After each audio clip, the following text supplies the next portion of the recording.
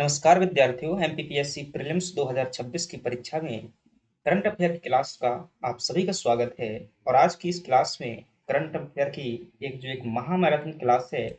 इसमें हम देखेंगे एमपीपीएससी की प्रीलिम्स की जो भी यूनिट 8 है, और यूनिट 8 में जो लिखा हुआ है national current affair, Madhya Pradesh का करंट अफेयर और जो इंटरनेशनल करंट अफेयर है, उन सभी का जो क्या करने वाले हैं, हम कंप्लीटली जो है आज कंप्लीट करने वाले हैं। अधिकतम जो है यह क्लास मुझे पूरा करने में 2 घंटे से लगा करके लगभग 3 घंटे का समय जो है लगने वाला है। तो आप ध्यानपूर्वक जो है इतना समय दे दीजिएगा। मैं गारंटी लेता हूं कि इसमें से जो 10 प्रश्न आते हैं आपके, उनमें से मोस्ट ऑफ प्रश्न जो है आपको इसी क्लास से देखने को मिल जाएंगे। एक क्लास में अगर 100% ही गारंटी की जाए, दैट इज नॉट इम्पॉसिबल कि ये संभव नहीं है कि 100% जो है क्वेश्चन कवर करा दिए जाएं, लेकिन मैं वादा करता हूं कि जितने भी प्रश्न जो है समानता प्रश्न है, स्टूडेंट से बनने लायक होते हैं, जो बनते हैं, आप जानते हैं कि 80 से 90% प्रश्न ही बनते हैं, 100% नहीं बनते, क्योंकि एग्जाम की एक प्रवृत्ति ही होती है कि अपने आप में 100% नॉर्मल पेपर नहीं बनाया जाता। लेकिन 80 से 90% प्रश्न जो है बनने की संभावना होती है। मैं गारंटी लेता हूं कि आपके 7 से लगा करके 8 प्रश्न, 7 से लगा करके 8 प्रश्न आपको जो है इसी क्लास से क्या मिल जाएंगे, देखने को मिल जाएंगे। बशर्ते क्या करना होगा, आपको 2 से 3 घंटे खर्च करना होगा।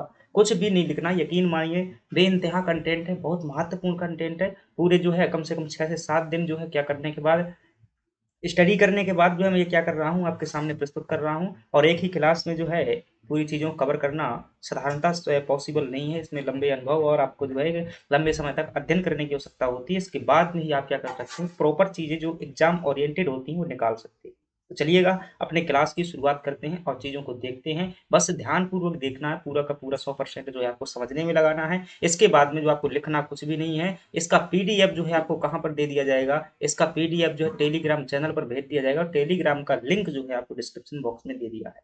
मैंने इसे रिकॉर्डेड रूप में जो है बना रहा हूँ, क्योंकि मैं ये जानबूझ कर कैसे कर रहा हूँ। लाइव करवा सकता था, लेकिन लाइव में मुझे भी पता है कि थोड़ी सी समय की जो क्या है वैल्यू है। और आप लोग जो है परीक्षा के टाइम में क्या करें, कर सकें, कम से कम एक फिक्स समय में जो जितनी जल्दी हो सके उसका देख सकें। और अपेक्षा करूंगा कि आप जो है, यदि समझ में नहीं आता तो 1 से 2 बार देख लीजिएगा, 3 बार देख लीजिएगा। भाई 2-3 घंटे की क्लास है, अगर आपको 7 से 8 नंबर मिल रहे हैं तो जरूर से जरूर आपको क्या करना चाहिए, देखना चाहिए। आप इतिहास पढ़ने में जो 3-3 महीना लगाते हैं, आप भूगोल पढ़ने में 2-2 महीने लगाते हैं, राजनीति पढ़ने में, इकोनॉमी पढ़ने में एक लंबा समय खर्च करते हैं, तो आपको करंट अफेयर में भी क्या है लेना चाहिए। और एक बात की और, जो है आप किसी भी परीक्षा की तैयारी कर रहे हैं, खासतौर से यदि एमपी के एग्जाम की तैयारी कर रहे हैं, तब तो आपका एमपी पीसीएस के लिए तो 100% है। यदि अन्य एग्जामों की तैयारी कर रहे हैं मध्य प्रदेश की, तब फायदा होने वाला है। अगर दूसरे एग्जामों की तैयारी कर रहे हैं नेशनल लेवल की, तो उसमें जो है 100% तो नहीं, लेकिन national international level current affair उसके लिए भी आपका क्या होगा, उपयोगी होगा। और खास तौर से अगर बात की जाए एमपीपीएससी का जो मेंस होता है, मेंस में जो अपडेटेड आपको जो है अपडेट चीजें क्या करनी होती, पढ़नी होती है, तो मेंस के लिए भी जो है ये क्लास होने वाली है। ठीक है, अगर मेंस में भी आप इस डाटा का इस्तेमाल कर सकते हैं, क्योंकि मैंने जो है मध्य प्रदेश का लगभग जो है क्या किया है, 34 टॉपिक जो है लिए, हर टॉपिक का जो है हर संभावित डाटा देने का प्रयास किया है। और इन 34 टॉपिक को जो है जिस प्रकार से मेंस के फॉर्मेट में डाटा की आवश्यकता होती है, वैसा भी क्या किया है, प्रेजेंट करने का जो है प्रयास किया है। चलिएगा एक एक करके देखते हैं। आप जो है कल्पना नहीं कर सकते कितने कम समय में जो कितनी चीजें करवा दूंगा। और आपको जो है पूरी क्लास देखने के बाद यदि ध्यान से देखेंगे, तब आपको जो है खुद कॉन्फिडेंस भी जो है जीत पाएंगे अंत तक। चलिएगा देखते हैं। सबसे पहले जो हम क्या देख लेते हैं, मध्य प्रदेश की नियुक्तियां देख लेते हैं। बता दूं टोटल जो है इसमें मैंने 45 टॉपिक शामिल किए हैं, और इन 45 टॉपिक में जो है आप क्या कर सकते हैं, सभी चीजें जो है करंट अफेयर कवर कर लेंगे। जैसे कि पहला टॉपिक है हमारे पास में मध्य प्रदेश की नवीन नियुक्तियां। ठीक है, एक ही स्लाइड में सब काम हो जाएगा, बस ध्यानपूर्वक देखिएगा। मध्य प्रदेश की नवीन नियुक्तियां जो होने वाली है कौन कौन सी, अगर आपसे पूछता है मध्य प्रदेश के वर्तमान में मुख्य न्यायाधीश कौन है, यानी कि जबलपुर मध्य प्रदेश का जो हाई कोर्ट है उसके मुख्य न्यायाधीश की बात करें तो वो कौन होने वाले हैं आपके, आप कहेंगे संजीव सचदेवा जी जो है होने वाले हैं। फिर अगर बात करें मध्य प्रदेश के मुख्य सचिव कौन है, आप कहेंगे अनुराग जैन साहब हैं। फिर आपसे अगर बात की जाए मध्य प्रदेश विधानसभा के सचिव कौन है, ये कौन है, ये मुख्य सचिव है मध्य प्रदेश सरकार के, और जिसे आप कैबिनेट सचिव कह देते हैं। और ये जो है विधानसभा सचिव हैं, जो कि क्या है आपके अरविंद शर्मा जी, क्या है मध्य प्रदेश के विधानसभा सचिव होने वाले हैं। मध्य प्रदेश के विधानसभा अध्यक्ष कौन है, जो नवीनतम विधानसभा उसके अध्यक्ष हैं आपके नरेंद्र सिंह तोमर, जो है इसके अध्यक्ष होने वाले हैं। कौन होने वाले हैं, नरेंद्र सिंह तोमर जो है मध्य प्रदेश की नवीनतम विधानसभा के क्या है, अध्यक्ष हैं। इस बात को क्या करेंगे, ध्यान रखें। मध्य प्रदेश के नेता प्रतिपक्ष कौन है, तो विपक्ष के नेता जो मध्य प्रदेश के हैं वो कौन है, उमंग सिंगार है। प्रोटेम स्पीकर कौन है, मध्य प्रदेश के वर्तमान प्रोटेम स्पीकर कौन है, मतलब जो नवीनतम विधानसभा हुई है उसके प्रोटेम स्पीकर कौन बने थे, गोपाल भार्गव बने थे। देखिएगा, करंट अफेयर की क्लास है, मुझे बेसिक भी आता है, बेसिक भी बता सकता हूँ, लेकिन फिलहाल में यहाँ पर जो है गौर कीजिएगा। लोकायुक्त कौन है? भ्रष्टाचार को रोकने के लिए जो पद होता है मध्य प्रदेश में, वर्तमान लोकायुक्त कौन है? सत्येंद्र सिंह जो है वर्तमान में लोकायुक्त है, ठीक है। इसके बाद देखिएगा, मध्य प्रदेश में जो है राज्य महाधिवक्ता कौन है? महाधिवक्ता जो राज्य सरकार का वकील होता है उसे महाधिवक्ता कहते हैं, प्रशांत सिंह है। मध्य प्रदेश राज्य के निर्वाचन आयोग कौन है? मनोज कुमार श्रीवास्तव साहब कौन है? मध्य प्रदेश के वर्तमान में निर्वाचन आयोग है। जो आपका मध्य प्रदेश का राज्य निर्वाचन आयोग है, 200 आर्टिकल 240 के तहत जो निर्वाचन आयोग है उसके केवल हेड मनोज कुमार है अध्यक्ष। एमपीपीएससी के अध्यक्ष कौन है? राजेश लाल मेहरा साहब कौन है? मध्य प्रदेश से लोक सेवा आयोग के वर्तमान में अध्यक्ष हैं। राज्य मानव अधिकार आयोग के जो अध्यक्ष हैं वो कौन है? अवधेश प्रताप जो क्या है? अवधेश प्रताप सिंह क्या है? ये मध्य प्रदेश मानव अधिकार आयोग के अध्यक्ष हैं। और राज्य वित्त आयोग के अध्यक्ष कौन है? जयभान सिंह जो क्या है वर्तमान में क्या है? मध्य प्रदेश वित्त आयोग के नवीनतम अध्यक्ष बने हुए हैं। राज्य सूचना आयोग के अध्यक्ष कौन है? विजय सिंह सूचना आयोग के हैं। वीरेंद्र कुमार जो है मध्य प्रदेश राज्य खाद्य आयोग के क्या है? आपको अध्यक्ष देखने को मिल जाएंगे। मध्य प्रदेश राज्य खाद्य आयोग के अध्यक्ष कौन है? तो आप कहेंगे वीरेंद्र कुमार है। इस प्रकार से हमने 5 से 6 मिनट के अंतर्गत क्या कर लिया? मध्य प्रदेश की जो है नवीन नियुक्तियां देख लिया। देखिए समझा नहीं सकता, इसकी ज्यादा करंट अफेयर है, आपको क्या करना पड़ेगा? याद करना पड़ेगा। मुख्य न्यायाधीश क्या होता है, मुख्य सचिव क्या होता है, बेसिक चीजें हैं। आपको जो है जो संबंधित क्लास रही है, मास्टर क्लास भी मैंने करवाई हुई है, तो उसमें भी आपको जो है चीजें बताई गई होंगी, या फिर बेसिक में भी बताते रहते हैं। बाकी जो भी आपका डाउट रहता है, फिर भी टेलीग्राम में आप जुड़े हैं तो वहां पर क्या होती रहती है, हमारी टेस्ट भी होता है, बातें भी होती रहती हैं, तो वहां पर जो है आप पूछते रहिएगा। अगली बात कर लेते हैं। अब जो है मध्य प्रदेश में हम देख लेते हैं पद्मश्री सम्मान देख लेते हैं, ठीक है। वो टॉपिक है, देख लीजिएगा, सीधे सीधे प्रश्न आएंगे और जो है कर लीजिएगा। पद्मश्री सम्मान मध्य प्रदेश में 2025 की भी देखना है, हमको 26 की भी देखना है। पहले हम देख लेते हैं मध्य प्रदेश में 2025 के पद्मश्री सम्मान। तो 2025 के हैं तो किसे दिया गया है? इसमें भेरू सिंह चौहान है, इंदौर के भेरू सिंह चौहान को जो महू से आते हैं, इन्हें कला के क्षेत्र में क्या दिया गया है? पद्मश्री सम्मान दिया गया है। मध्य प्रदेश की शैली होलकर है, ये खरगोन जिला से आती हैं और इन्हें व्यापार और शिल्प के क्षेत्र में क्या दिया गया है? आपका पद्मश्री सम्मान 2025 दिया गया है। बुधेंद्र कुमार जैन जो डॉक्टर हैं, चिकित्सक हैं, चिकित्सा के पेशे में इन्हें क्या दिया गया है? सतना जिले के हैं, इन्हें भी पद्मश्री सम्मान मिला हुआ है। हरिचंद भट्टी जो है ये भोपाल से आते हैं, मतलब इनकी कर्म भूमि भोपाल रही है और इन्हें कला के क्षेत्र में जो है ये पुरस्कार दिया गया है। जगदीश जोशीला खरगोन के हैं, जो कि साहित्य से संबंधित, साहित्य और शिक्षा के क्षेत्र में इन्हें क्या दिया गया है? ये पद्मश्री सम्मान 2025 दिया गया। तो मध्य प्रदेश की कितनी हस्तियां हैं? 5 हस्तियां हैं। इन्हें क्या है, आपको क्या कर लेना है? याद कर लेना है। 2026 में जो है 4 हस्तियां हैं। कौन कौन सी? आप कहेंगे मोहन नागर साहब है, नारायण व्यास है, भगवान दास रैकवार हैं, और आपके कौन है? आप कहें कैलाश चंद्र पंत। ये 4 हस्तियां क्या है 2026 में जिन्हें मध्य प्रदेश में पद्मश्री सम्मान दिया गया है। ये कहाँ से संबंधित है, किस कैटेगरी में रही हैं? तो ध्यान रखिएगा, मोहन नागर जो हैं ये कहाँ के हैं? राजगढ़ के हैं। और जो है ठीक है, ये राजगढ़ के हैं खास तौर से अगर बात की जाए। और ये सामाजिक कार्य की श्रेणी में जो है इन्हें पुरस्कार दिया गया है। किसमें दिया गया है? सामाजिक कार्य की श्रेणी में दिया गया है, सार्वजनिक मामला भी कह सकते हैं। ये खास तौर से पर्यावरण संरक्षण का कार्य करते रहे हैं। इन्होंने बैतूल क्षेत्र में क्या किया है? पर्यावरण क्षेत्र में मतलब बहुत सारे कार्य किए हैं, लेकिन ये राजगढ़ के हैं। नारायण व्यास साहब जो हैं ये कहाँ के हैं? उज्जैन के हैं और पुरातत्व वेत्ता हैं ये, ठीक है। विभिन्न प्रकार की पुरातत्विक साइट को जो है महत्व देने में इन्होंने महत्वपूर्ण भूमिका निभाई है। भगवान दास रैकवार ये पहलवान है, कहाँ के हैं? सागर के हैं और ये कुश्ती से जो है क्या कर रहे हैं? कुश्ती के क्षेत्र में कार्य करते हैं। कैलाश चंद्र पंत जो ये कहाँ के हैं? तो आप कहेंगे ये जो है इंदौर के हैं और साहित्य के क्षेत्र में क्या दिया गया है? कैलाश चंद्र पंत साहब को जो है पद्मश्री सम्मान 2026 दिया गया है। चलिएगा अगले टॉपिक की बात कर लेते हैं। तो हमने क्या देखा अभी तक? मध्य प्रदेश की नवीन नियुक्तियां देखी, मध्य प्रदेश में पद्मश्री सम्मान देखा। अब मध्य प्रदेश के प्रमुख सम्मान और पुरस्कार की बात कर लेते हैं। अगर आपसे पूछे तानसेन सम्मान जो वर्ष 2025 का है, देखिएगा यहाँ पर जो चीजें लिखी हुई हैं वो जो करंट अफेयर में है, अगर 26 के करंट अफेयर में जो भी चीजें हैं वो लिखी हुई हैं जो नवीनतम है, ठीक है। तो तरुण भट्टाचार्य साहब को क्या दिया गया है? तरुण भट्टाचार्य को क्या दिया गया है? तानसेन सम्मान जो है 2025 का जो है दिया गया है। लता मंगेशकर सम्मान 2025 किसे दिया गया है? तो आप कहेंगे सोनू निगम साहब को दिया गया है लता मंगेशकर सम्मान। तुलसी सम्मान जो है नवीनतम किसे दिया गया है? आप कहेंगे दिनेश चंद्र को जो है तुलसी सम्मान दिया गया है। और शरद कुमार जोशी को जो है प्रभात कुमार को दिया गया है। क्या दिया गया है? शरद कुमार जोशी सम्मान किसको दिया गया है? प्रभात कुमार को दिया गया है। अहिल्याबाई सम्मान किसे दिया गया है? छत्तीसगढ़ की जो है जयमती कश्यप को दिया गया है। महात्मा गांधी सम्मान जो है एक पुनरुत्थान संस्थान है, पुनरुत्थान समरसता गुरुकुलम पुणे को जो है दिया गया है, ठीक है। तो एक संगठन का नाम है पुनरुत्थान समरसता गुरुकुलम, जो कि कहाँ का है आपका? यह जो है पुणे का होने वाला है और इसको क्या दिया गया है? महात्मा गांधी सम्मान दिया गया है। मध्य प्रदेश का सबसे बड़ा सम्मान है, मतलब इसमें 20 लाख की राशि दी जाती है, ठीक है। तो ये सम्मान देख लीजिएगा, बहुत महत्वपूर्ण है, मैंने छोड़ दिए है, बाकी जो परीक्षा में आने की संभावना नहीं है। फादर कामले सम्मान जो है ये किसे दिया गया है? पद्मान जोगेसिन को दिया गया है, जो कि श्रीलंका की है। ठीक है, कहाँ की है? हिंदी के क्षेत्र में जो कोई विशिष्ट कार्य करता है उन्हें क्या मिलता है? फादर कामिल पुरस्कार जो है दिया जाता है, और ये पद्मा जोसेफिन को दिया गया है, जो कि श्रीलंका की है। गुणाकर मूल्य सम्मान ये भी हिंदी के क्षेत्र में दिया जाता है, सदानंद दामोदर साहब को जो है गुणाकर मूल्य सम्मान दिया गया है।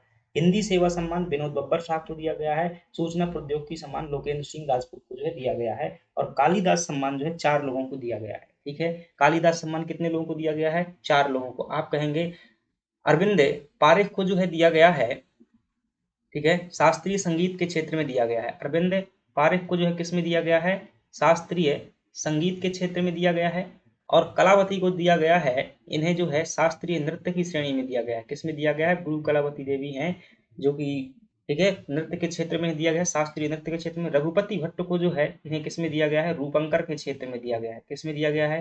रूपंकर के क्षेत्र में। रुद्र प्रसाद सेन गुप्ता को जो है ये दिया गया है रंग कर्म के क्षेत्रफल में दिया गया है। किस में दिया गया है? रंग कर्म क्षेत्र में जो है दिया गया। तो 4 क्षेत्रों में दिया जाता है राष्ट्रीय कालिदास सम्मान। और कौन कौन को दिया गया? नवीनतम करंट अफेयर में यही है, चारों के चारों याद कर लीजिएगा। चलिएगा, ये क्या हो जाते हैं? मध्य प्रदेश के जो है प्रमुख सम्मान और पुरस्कार हो जाते हैं। अगर इतना कर लेते हैं सुफिशियंट है, यकीन मानिएगा 5 बार जो है एमपीपीएससी का प्रीलिम्स देने का जो है अनुभव है। अगली बात कर लेते हैं, मध्य प्रदेश में जो खेल प्रदर्शन की बात कर लेते हैं। और मध्य प्रदेश में मतलब है खेल के क्षेत्र में कैसा क्या प्रदर्शन रहा उसको देखिएगा। सबसे पहले हम बात करते हैं बीच गेम्स की। तो बीच गेम्स कहाँ पर हुए हैं? तो आप कहेंगे दीव में हुए हैं, दमन दीव में हुए हैं। और इसमें जो है कर्नाटक क्या रहा है? प्रथम स्थान पर रहा है। मध्य प्रदेश का स्थान जो है कौन सा रहा है? तो देखिएगा, राष्ट्रीय करंट अफेयर की दृष्टि से देखेंगे तो आपसे पूछा जाएगा मध्य प्रदेश में खेलो इंडिया बीच गेम्स कहाँ पर हुए हैं? तो आप कहेंगे खेलो इंडिया बीच गेम्स जो है दमन दीव में क्या किए गए हैं? आयोजित किए गए हैं। और इसमें प्रथम स्थान पर कौन रहा है? कर्नाटक रहा है। मध्य प्रदेश की दृष्टि से क्या हो जाएगा? मध्य प्रदेश की रैंक जो है हो जाएगी। तो राष्ट्रीय और मध्य प्रदेश दोनों कवर हो जाएंगे यहाँ।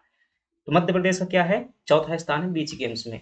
वाटर स्पोर्ट्स फेस्टिवल जो हुए हैं, ये खेलो इंडिया वाटर स्पोर्ट फेस्टिवल जो है ये कहाँ पर हुए हैं? तो आप कहेंगे जम्मू कश्मीर में हुए हैं। और प्रथम स्थान किसने अर्जित किया है? इसमें मध्य प्रदेश ने जो है अर्जित किया। तो इंपॉर्टेंट है, ध्यान रखिएगा।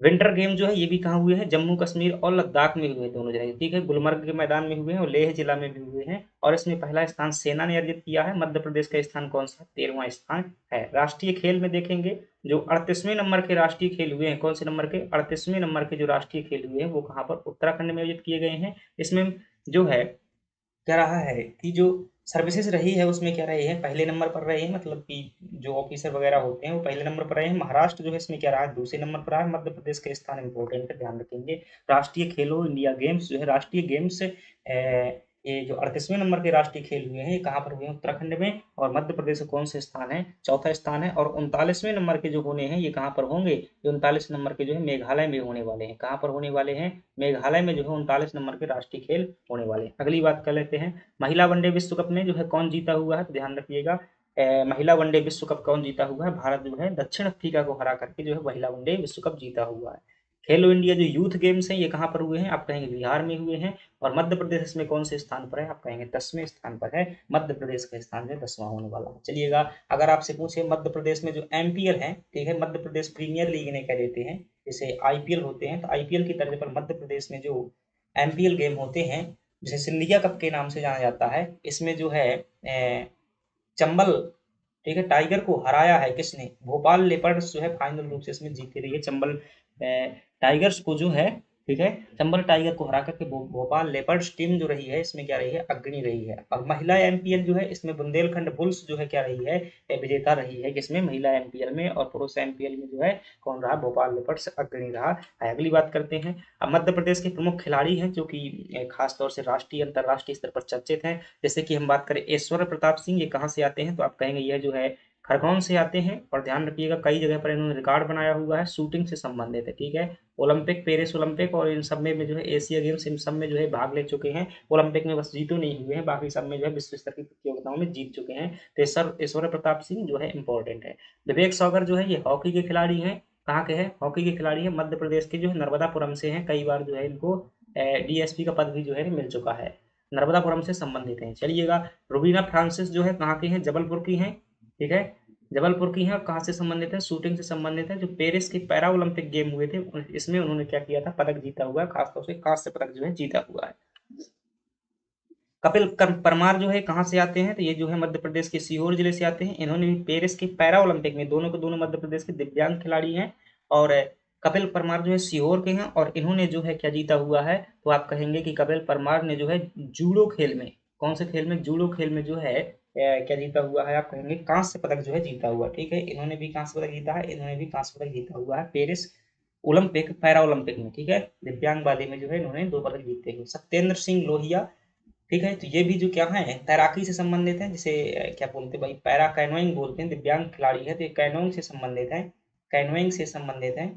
और कैनोइंग, और ये जो है कहाँ से आते हैं, भिंड से होकर के आते हैं, भिंड से आते तो इन्होंने भी पदक जीते हुए हैं। क्रांति गौड़ जो है, ध्यान रखना, क्रिकेट से संबंधित है, बहुत महत्वपूर्ण खिलाड़ी हैं और क्रिकेट से संबंधित हैं। इन्होंने जो है जो महिला विश्व कप है उसमें भाग लिया था। और कहाँ से आती हैं, मध्य प्रदेश के जो है छतरपुर जिले से आती हैं। कहाँ से आती हैं, छतरपुर जिले से आती हैं। टोटल इन्होंने जो है 9 विकेट जो है लिए हुए थे। पाकिस्तान के खिलाफ जो है मैन ऑफ द मैच भी ये बनी हुई थी। कौन, क्रांति गौड़। चलिएगा अगली बात कर लेते हैं। अगला प्रश्न है हमारे पास में, अब हम देख लेते हैं मध्य प्रदेश में पर्यावरण विशेष देख लेते हैं। चलिएगा, सबसे पहले अगर आपसे पूछे रातापानी अभ्यारण्य, ठीक है, रातापानी अभ्यारण्य की बात करें तो ये जो है मध्य प्रदेश का 8वां और भारत का जो है 57वां क्या बना हुआ है, टाइगर प्रोजेक्ट बना हुआ है। क्या बना हुआ है, मध्य प्रदेश का 8वां और भारत का जो 57वां क्या बना हुआ है, टाइगर प्रोजेक्ट बना हुआ है। कहाँ पर स्थित है, तो आप कहेंगे यह जो है रायसेन जिले में स्थित है। माधव टाइगर रिजर्व जो है मध्य प्रदेश का 9वां और भारत का जो है 58वां क्या बना हुआ है, टाइगर रिजर्व, ये भी जो है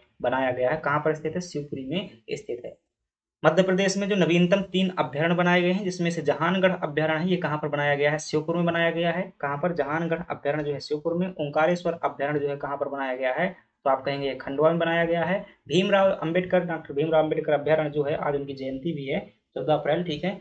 तो भीमराव, डॉक्टर भीमराव अंबेडकर जी के नाम पर जो अभ्यारण्य बना हुआ है, तो ये जो है कहाँ पर बनेगा, आपका सागर में बनेगा। और एक और इम्पोर्टेंट है, मैंने लिखा नहीं हुआ यहाँ पर, ताप्ती कंजर्वेशन रिजर्व, ताप्ती क्षेत्र के जंगल को जो है रिजर्व घोषित किया गया है। ताप्ती रिजर्व कहाँ का है, ये बैतूल में जो है घोषित किया गया है। इसके अलावा जो है तवा जलाशय क्या किया गया है, नवीनतम जो है मध्य प्रदेश की रामसर साइट घोषित किया गया है। और एक बात और यहाँ पर लिख देते हैं, जो पचमढ़ी अभ्यारण्य था, क्या था, मध्य प्रदेश का जो पचमढ़ी वन्यजीव अभ्यारण्य था, इनका नामकरण जो है बदल दिया गया है, राजा भगवत सिंह के नाम पर जो है किया गया है, जिन्हें सतपुड़ा क्षेत्र का क्या कहते हैं, शिवाजी भी कहा जाता है। चलिएगा, मध्य प्रदेश के खेल पुरस्कार इधर दिए हुए हैं, इनकी स्थापना कब हुई थी, तो विक्रम पुरस्कार ध्यान रखिएगा 1990 में स्थापित हुआ था। बता दूं, इसमें डेट में कंफ्यूजन है, वेबसाइट में जो है इसकी कुछ और डेट लगी हुई है, लेकिन ज्यादातर प्रचलित किताबों में जो है वो कितनी मिलती है, 1990 मिलती है। और यह जो है मध्य प्रदेश में जो है, जो 19 वर्ष से क्या है बड़े खिलाड़ी हैं और जो राष्ट्रीय अंतरराष्ट्रीय स्तर पर क्या करते हैं, बेस्ट प्रदर्शन करते हैं, उनको जो खिलाड़ियों को दिया जाने वाला पुरस्कार है। विश्वामित्र पुरस्कार जो है, ध्यान रखना, ये खिलाड़ियों को दिया जाता है। किसको दिया जाता है, खिलाड़ी को जो है दिया जाता है। विश्वामित्र पुरस्कार जो है, यह प्रशिक्षक को यानी कि कोच को जो है दिया जाने वाला क्या होता है, पुरस्कार होता है। 1994 में स्थापना हुई थी। और जो ये मध्य प्रदेश का, ठीक है, अब इसमें जो है 3 लोगों को क्या दिया गया है, ये पुरस्कार दिया गया है। अशोक कुमार को दिया गया है, किसमें, तीरंदाजी के क्षेत्र में दिया गया है। अशोक कुमार को जो है तीरंदाजी के क्षेत्र में दिया गया है। कहाँ के आते हैं, जबलपुर से आते हैं ये। अशोक कुमार को तीरंदाजी के क्षेत्र में दिया गया, जबलपुर से आते हैं। लोकेंद्र कुमार को जो है, लोकेंद्र कुमार को हॉकी के क्षेत्र में दिया गया है। और कांति बरोई को भी जो है ये पुरस्कार दिया गया है। तो 3 लोगों को मध्य प्रदेश में विश्वामित्र पुरस्कार नवीनतम हाल ही में चर्चा में जो करंट अफेयर में है, 2023 की ही क्या है, करंट अफेयर में है, 23 के पुरस्कार है, 24-25 में दिए गए थे और इन 3 लोगों को दिया गया। तो ध्यान रखना, पूरी के पूरे चांस है प्रश्न आने के। और प्रश्न मैं ये भी बता दूं, ठीक है, अगर पूछा जाएगा तो निश्चित रूप से आपसे यही नाम पूछा जाएगा कि विश्वामित्र पुरस्कार निम्नलिखित में से हाल ही में किसे दिया गया है। और ऑप्शन में तीनों के तीनों नाम आएगा, चौथा ऑप्शन उपरोक्त सभी होगा, लगा दीजिएगा, ठीक है।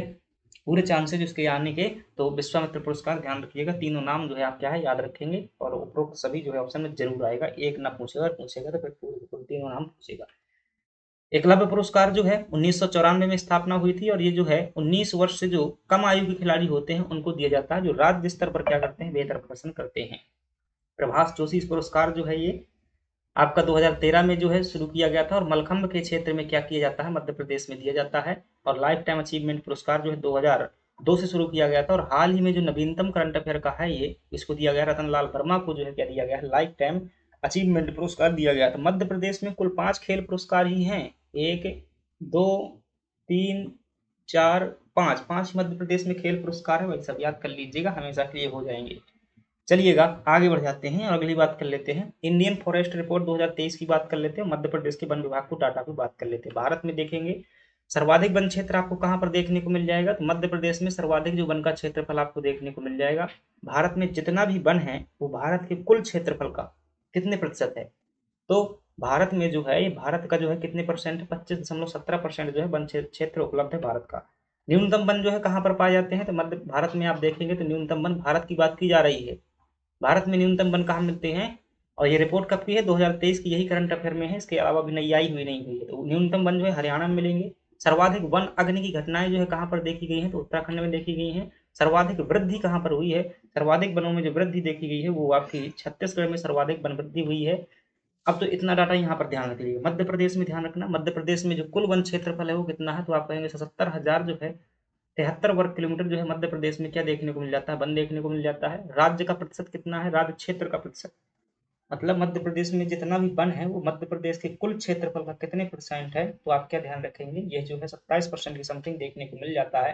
कितना, 27% की समथिंग देखने को मिल जाता है। कुल भारत वन प्रतिशत, मतलब भारत में जितना भी वन है उसका मध्य प्रदेश में कितने प्रतिशत विद्यमान है, तो आप क्या कहेंगे 12% जो है मध्य प्रदेश में विद्यमान है कुल भारत के वन प्रतिशत का। मध्य प्रदेश में सर्वाधिक क्षेत्रफल कहाँ पर है, वनों का सर्वाधिक क्षेत्रफल अगर देखेंगे तो पहले नंबर पर आ जाएगा आपका बालाघाट को, जो क्या कर लेना है, ध्यान कर लेना है। बालाघाट में जो है मध्य प्रदेश में सर्वाधिक वन जो है देखने को मिल जाएंगे।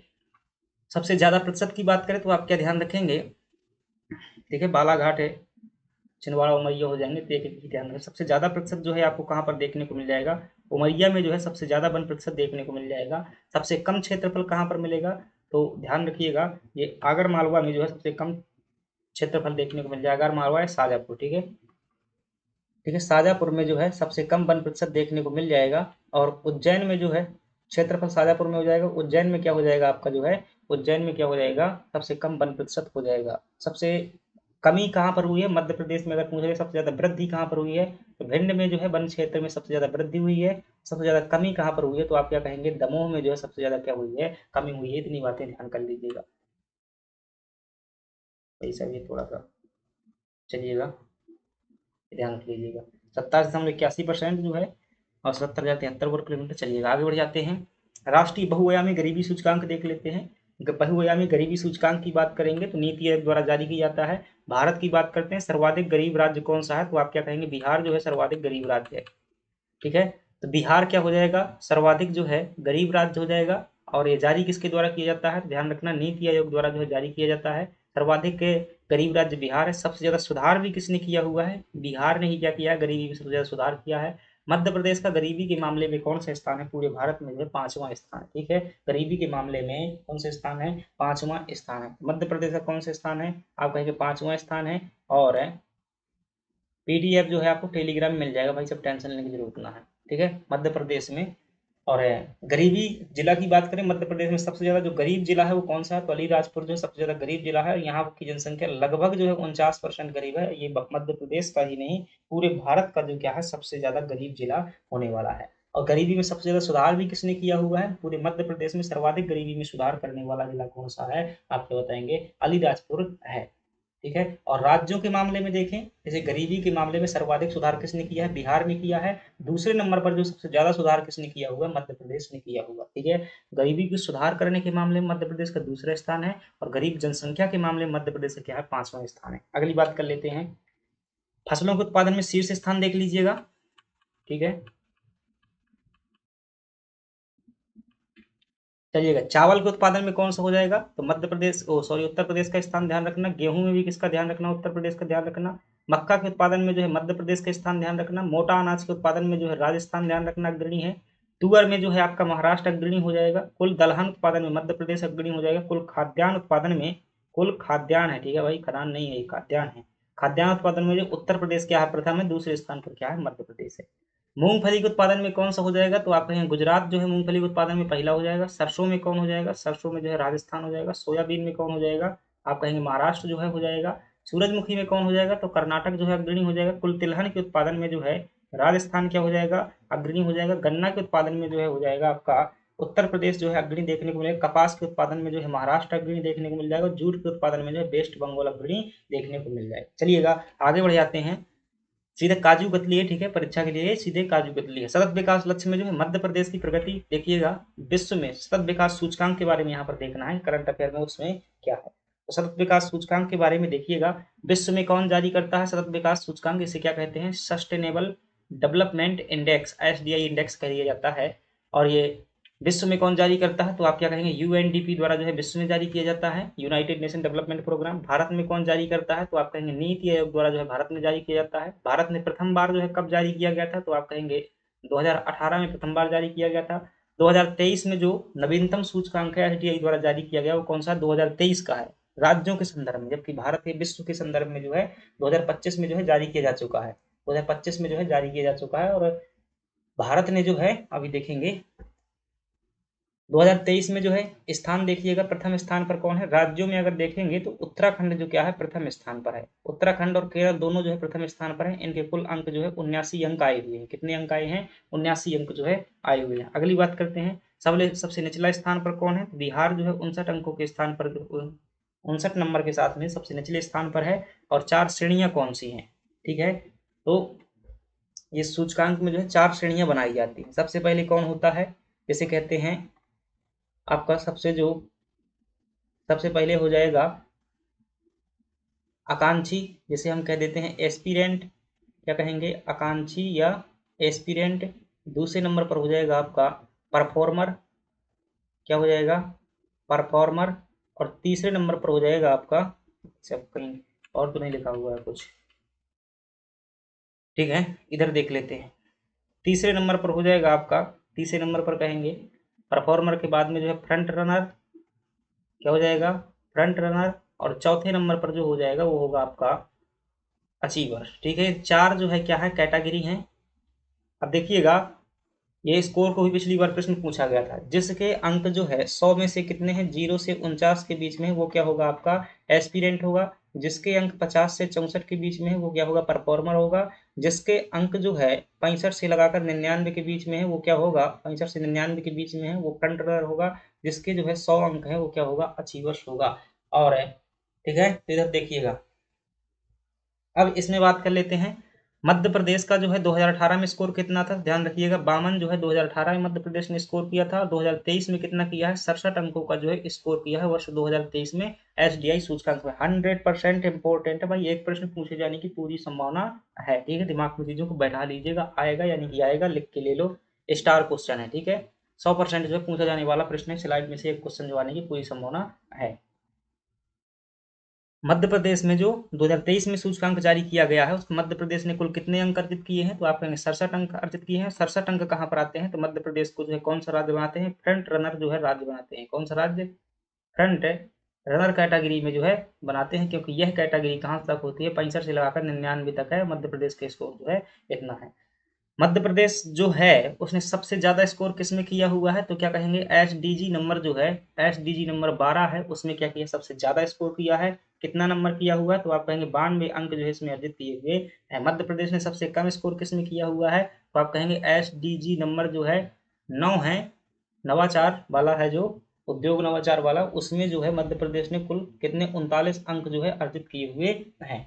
और मध्य प्रदेश में कौन सा लागू नहीं है, तो 14 नंबर का जो SDG है, क्या है, SDG जो है 14 है, जिसमें जल में जीवन है, वह लागू नहीं है, क्योंकि मध्य प्रदेश समुद्र किनारे नहीं पड़ता, ठीक है। तो इतना जो है डाटा ध्यान रख लेना है। एक करंट अफेयर और ध्यान रख लीजिएगा, जो SDI सूचकांक है UNDP द्वारा जारी किया जाता है, 2025 में जारी किया गया है। उसमें भारत ने कितना स्कोर किया है, 67 अंकों का जो है स्कोर किया हुआ है। कौन सा, 67 अंकों का स्कोर किया है। और पूरे विश्व में भारत का कौन सा स्थान है, 99वां स्थान है भारत का, ठीक है। 2025 में कौन सा स्थान है, 99वें नंबर का स्थान है।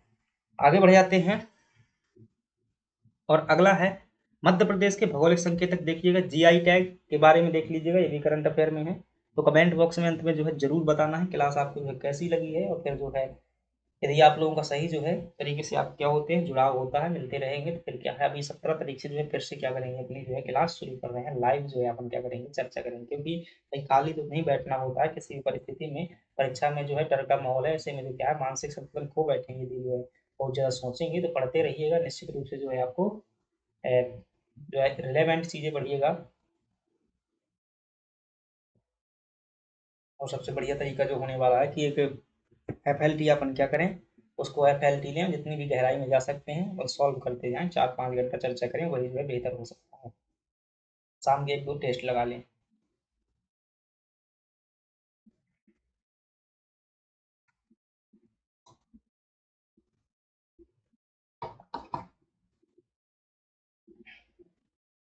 चलिएगा, मध्य प्रदेश के भौगोलिक संकेत देख लेते हैं। इसे आप क्या कह देते हैं, GI टैग कह देते हैं। क्या कह देते हैं, इन्हें हम GI टैग कह देते हैं। तो GI टैग जो है देख लेते हैं। देखिएगा बहुत सारे हैं मध्य प्रदेश में। जो पहली बात कितने वर्ष के लिए दिया जाता है, तो GI टैग जो है ध्यान रखना 10 वर्षों के लिए दिया जाता है। कितने वर्षों के लिए दिया जाता है, 10 वर्ष के लिए जो GI टैग दिया जाता है। इसका अधिनियम जो है कब लाया गया था, तो 1999 में जो है GI टैग अधिनियम लाया गया था। बाकी यह लागू कब से हुआ था, तो आप क्या कहेंगे 2003 से जो क्या हुआ था, इसे लागू किया गया था। कब से, 2003 से। भारत में जो पहला GI टैग किसे दिया गया था, तो भारत में जो है, जो दार्जिलिंग की चाय थी, कहाँ की, जो दार्जिलिंग पश्चिम बंगाल में पड़ता है, यहाँ की जो चाय थी, इसे क्या दिया गया था, GI टैग दिया गया था। कब, वर्ष 2004 में दिया गया था। मध्य प्रदेश में जो है प्रथम किसे दिया गया था, तो आप कहेंगे चंदेरी साड़ियों को जो है मध्य प्रदेश में पहली बार GI टैग दिया गया था। ये कब दिया गया था, 2005-6 में चंदेरी की साड़ियों को जो है क्या दिया गया था, GI टैग दिया गया था। मध्य प्रदेश में कुल कितने GI टैग दिए जा चुके हैं, तो 24 से ज़्यादा दिए जा चुके हैं। 24 प्लस 3, 3 जो है साझे में दिए गए हैं, 24 से ज़्यादा जो है दिए जा चुके हैं, प्रस्तावित भी हैं। अब देखिएगा, वैसे तो 24 के 24 जो है मैंने नहीं करवाए हुए हैं, क्योंकि वो करंट अफेयर में नहीं है। हाल ही में जो 6 दिए गए हैं, वर्ष 2025 में क्या दिए गए हैं, 6 GI टैग दिए गए हैं, उनको अपन कर लेते हैं। पत्थर शिल्प जो है कहाँ के, तो आप कहेंगे ग्वालियर के जो है पत्थर शिल्प को क्या दिया है, GI टैग दिया गया है। पेपर मैसोक्राफ्ट, ये भी जो है ग्वालियर का ही दिया गया है, ठीक है। और भरेवा शिल्प जो है, ये बैतूल की भरेवा शिल्प को क्या दिया गया है, ये GI टैग दिया गया है 2026 में। खजुराहो के स्टोन क्राफ्ट को भी दिया गया है। और ये कहाँ से पड़ता है, आपका छतरपुर में हो जाएगा, छतरपुर में जो है हो जाएगा।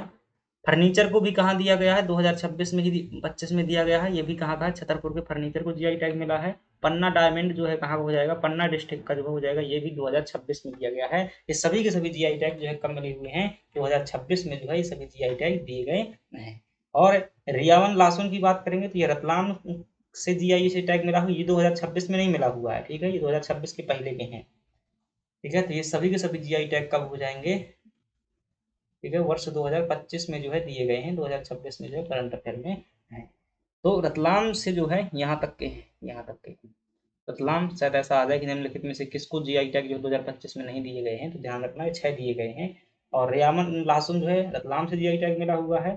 सरबती गेहूं जो है सीहोर से क्या दिया गया है, सीहोर के सरबती गेहूं को जो है GI टैग दिया गया है। बाकी जो है बहुत से हैं, अपन क्या करते रहते हैं, जीके में भी डिस्कस करते रहते हैं। चलिएगा अगली बात कर लेते हैं। अगला है ODOP की बात करते हैं। किसकी बात करते हैं, ODOP की बात करते हैं। ये सभी जो है क्या है, मध्य प्रदेश के जो है ODP है, ODOP है। और इनको क्या करते हैं, इतने अगर आपको जो है ODOP सीधा क्वेश्चन नहीं आता है, मिलाने के लिए आता है सही जोड़ी के रूप में। अगर आप इतने ODOP कर लेते हैं याद, तो फिर क्या हो जाएगा, आपको जो है निश्चित रूप से आप जो है 2-3 ऑप्शन सॉल्व कर लेंगे। 100% बनने की जरूरत नहीं है, आप क्वेश्चन सही कर लेंगे, गारंटी है। मुरैना से जो किसको दिया गया है, तो मुरैना और सरसों से ध्यान रखना, मुरैना और भिंड से जो है सरसों को क्या दिया गया है, ODOP में सिलेक्ट किया गया है। तो भिंड मुरैना से क्या किया गया है, सरसों को सिलेक्ट किया गया है। और श्योपुर से किसको सिलेक्ट किया गया है, तो ध्यान रखना अमरूद को क्या किया गया है, श्योपुर से सिलेक्ट किया गया है। और ग्वालियर से जो है कालीन दरी को जो है सिलेक्ट किया गया है। कालीन हस्तशिल्प है, ये कपड़ा है, दरी। दतिया से जो क्या किया गया है, गुड़ को जो है सिलेक्ट किया गया है। शिवपुरी से जो किसको सिलेक्ट किया गया है, शिवपुरी से जो है जैकेट को सिलेक्ट किया गया है। और निमाड़ी से जो है क्या किया गया है, अदरक को सिलेक्ट किया गया है। तो अदरक देखिए निमाड़ी से सिलेक्ट किया गया है, बड़वानी सिलेक्ट किया गया है, टीकमगढ़ से क्या किया गया है, सिलेक्ट किया गया है अदरक, ध्यान रखिएगा। अशोकनगर से क्या हो जाएंगी आपकी, तो ये अशोकनगर से जो चंदेरी की साड़ियाँ हो जाएंगी, साड़ी जो है अशोकनगर से हो जाएंगी। और ठीक है, गुना नहीं होगा भाई, गुना होगा, गुना जिला है। गुना से जो है क्या किया गया है, धनिया को सिलेक्ट किया गया है। धनिया को जो है गुना के साथ साथ नीमच से भी क्या किया गया है, धनिया जो है गुना और नीमच दोनों से सिलेक्ट की गई थी। टीकमगढ़ से क्या हो जाएगा, आपका कहेंगे जो है अदरक टीकमगढ़ से हो जाएगा। छतरपुर से क्या हो जाएगा, छतरपुर से जो है आपको हो जाएगा, ठीक है, फर्नीचर जो है, फर्नीचर हो जाएगा सैंडविच। जस्ट मिनट रुकिएगा भाई, कोई भी जो है अपन गलती नहीं कर सकते। फर्नीचर तो देखिएगा GI टैग में है, कोई दिक्कत ना है, लेकिन जो है हो सकता है कि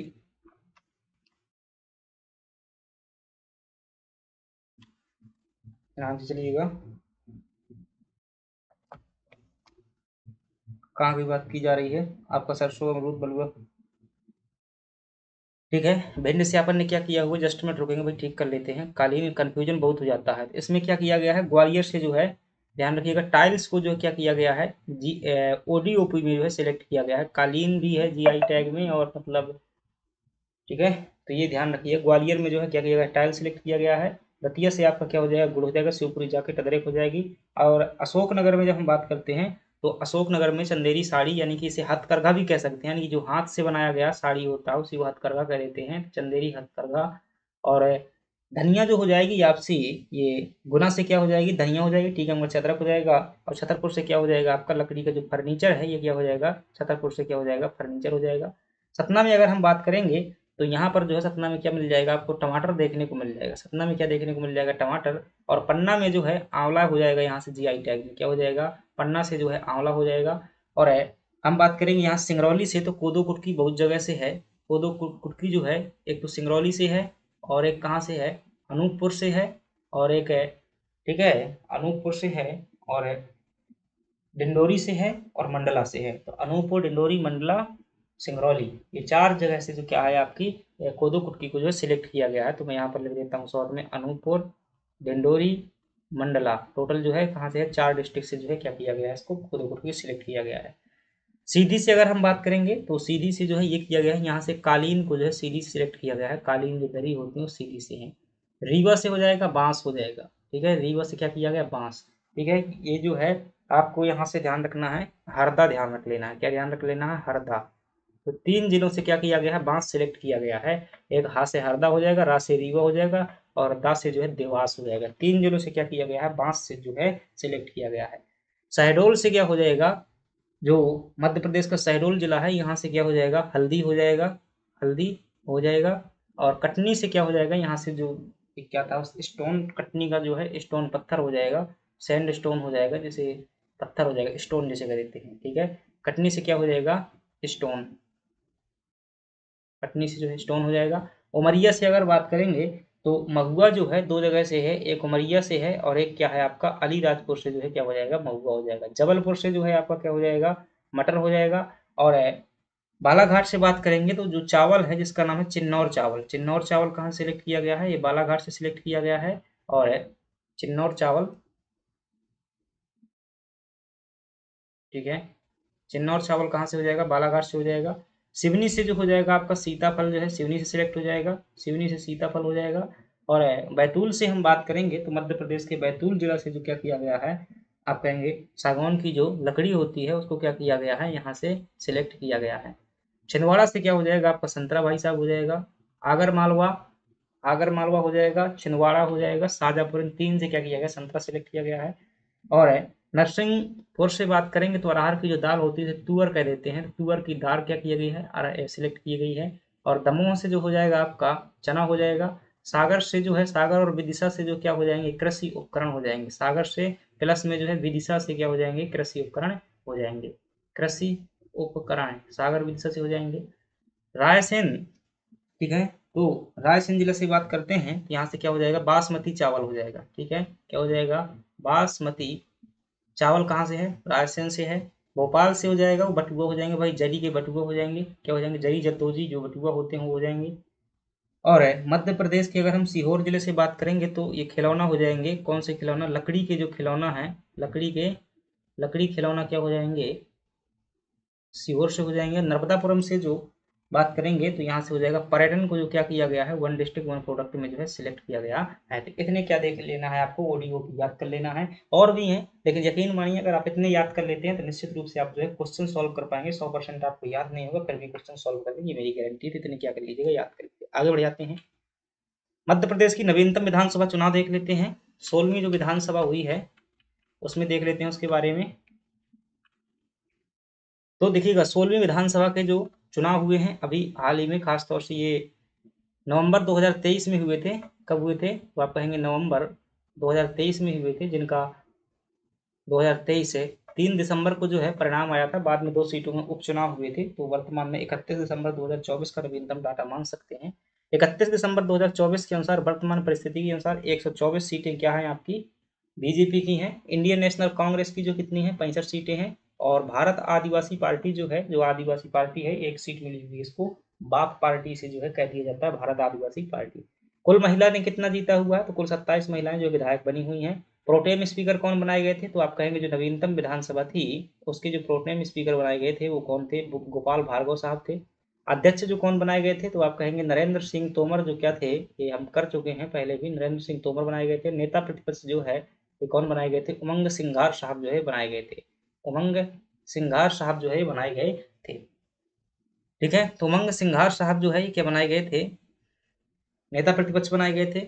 मुख्यमंत्री की बात करें तो भाई सब ये तो सामान्य बात है, मोहन यादव जी क्या हो जाएंगे, मध्य प्रदेश के मुख्यमंत्री हो जाएंगे। उप मुख्यमंत्री जो होंगे जगदीश देवड़ा, ठीक है, जगदीश जगदीश देवड़ा साहब, और हो जाएंगे आपके राजेंद्र कुमार शुक्ल साहब हो जाएंगे, राजेंद्र शुक्ल साहब जो है हो जाएंगे, ये दोनों जो क्या हो जाएंगे आपके उप मुख्यमंत्री हो जाएंगे। जनजातीय कार्य मंत्री कौन है, चूंकि एसटी वाला सिलेबस अलग से है यूनिट 10 में ट्राइब्स वाला, तो उसमें जो है इंपॉर्टेंट हो जाता है ये। जनजातीय कार्य मंत्री कौन है, कुंवर विजय शाह जो है जनजातीय कार्य मंत्री हैं। अनुसूचित जाति कल्याण मंत्री कौन है, तो नागर सिंह हो जाएंगे। श्रीमती जो है, श्रीमती कृष्णा गौर जो है ये क्या है, ओबीसी मतलब पिछड़ा वर्ग अल्पसंख्यक विभाग के जो है क्या मंत्री हैं।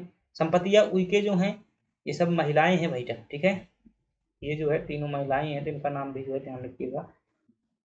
संपतिया उइके साहब जो है लोक स्वास्थ्य यांत्रिकी हैं, लोक स्वास्थ्य मंत्री हैं। और श्रीमती निर्मल भूरिया जी जो है ये जागरूक की हैं, महिला बाल विकास मंत्री हैं मध्य प्रदेश में। तो ये क्या ध्यान रख लेना है, इनका मंत्रालय ध्यान रख लेना है। आगे बात कर लेते हैं, मध्य प्रदेश की प्रमुख दिवंगत हस्तियों को देख लेते हैं। तो इतने लोग जो है क्या मध्य प्रदेश में जो है डेथ हुई है, इनको ध्यान दे लीजिएगा। तो राम सहाय पांडे जो है पद्मश्री से सम्मानित है, ये कहाँ से है, सागर जिले से हैं, और ये राई कलाकार रहे हैं, इन्हें पद्मश्री जो है मिल चुका है, इनकी क्या हो चुकी है, डेथ हो चुकी है। रोहिणी कलम का डेथ हो चुका है, जो कि भोपाल के हैं और मार्शल आर्ट क्या रहे हैं, कोच रहे हैं, मार्शल आर्ट के कोच रहे हैं। मुनीश्वर चंद्र डाबर, MC डाबर जो है ये कहाँ के हैं, जबलपुर के हैं, ये भी जो है पद्मश्री से सम्मानित हैं, और ये चिकित्सक है, ठीक है। मुनीश्वर चंद्र डाबर जो है क्या चिकित्सा से संबंधित है, पद्मश्री मिल चुका है। अजहर हाशमी जो है ये जो है मतलब एक हिंदी के प्रोफेसर और कवि थे, ठीक है, कवि थे। इन्हें जो है बेटियों का कवि भी कहा जाता है, क्या कहा जाता है, इन्हें जो है बेटियों का कवि भी कहते हैं। इनकी डेथ हो चुकी है। मालती जोशी, इनकी भी डेथ हो चुकी है, जिनका जो है एक उपनाम से पूछा जा सकता है, मालवा की मीरा किसे कह देते हैं, मालवा की मीरा जो है किसे कहा जाता है, मालती जोशी जी को कहा जाता है। जोधैया बाई बैगा, ये भी बैगा जनजाति से हैं, और क्या बताएंगे यह जो है उमरिया जिले से हैं, ठीक है, उमरिया जिले से हैं, ये भी पद्मश्री से सम्मानित है। और ये क्या रही हैं, बैगा जनजाति की हैं, चित्रकार रही हैं, क्या रही हैं, चित्रकार रही हैं। कौन सी जनजाति की हैं, बैगा जनजाति की हैं, ये ध्यान रख लीजिएगा।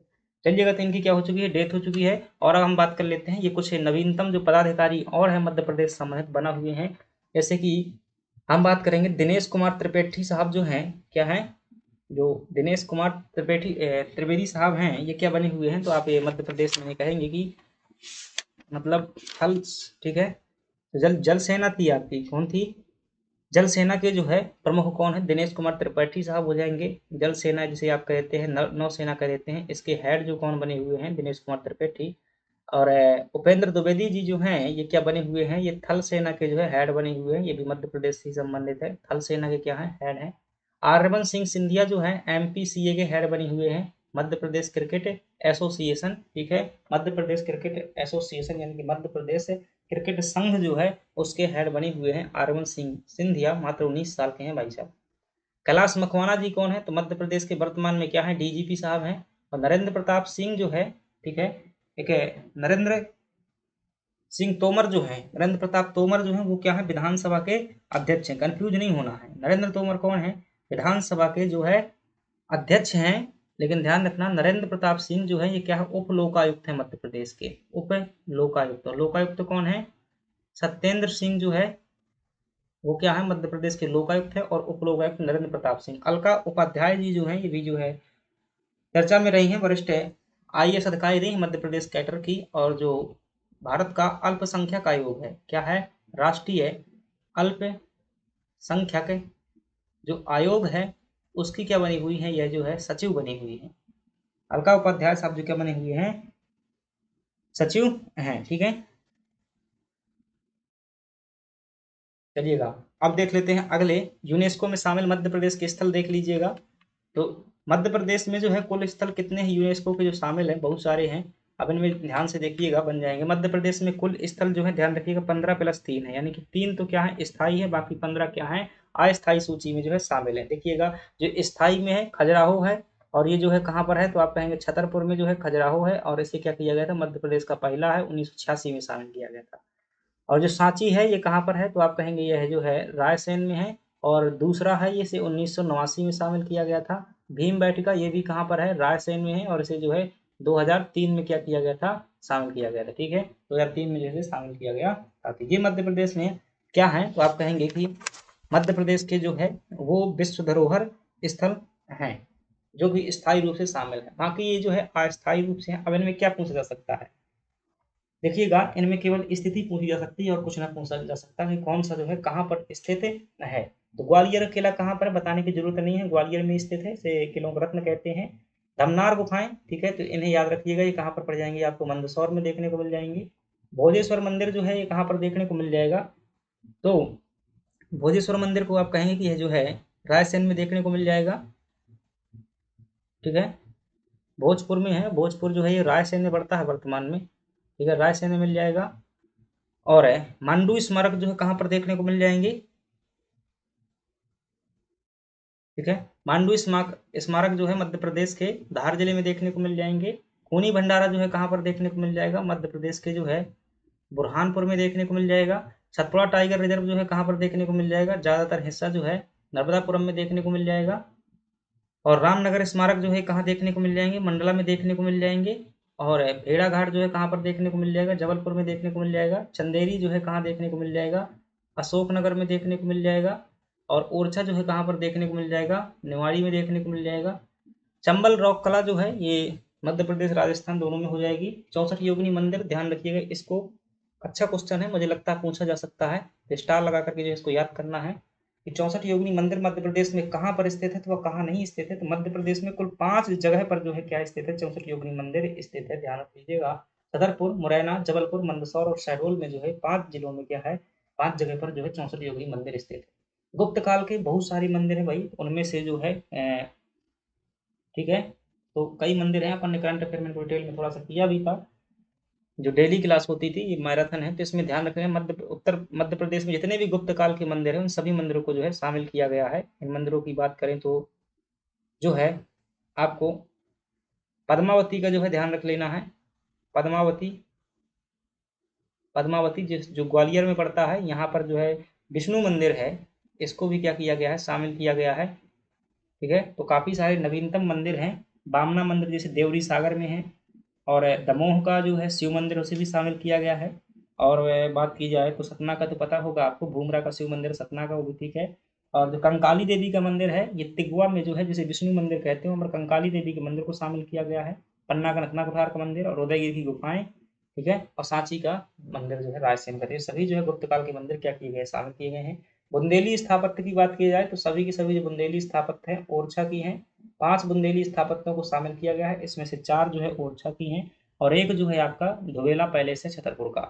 अशोक के जो 4 अभिलेख हैं उनको भी क्या किया गया है इसमें अस्थायी सूची में शामिल किया गया है। सांची जो कहाँ पर पड़ जाएगा, कहेंगे रायसेन में सांची अभिलेख। रूपनाथ अभिलेख जो है कहाँ पर पड़ जाएगा, कटनी में पड़ जाएगा।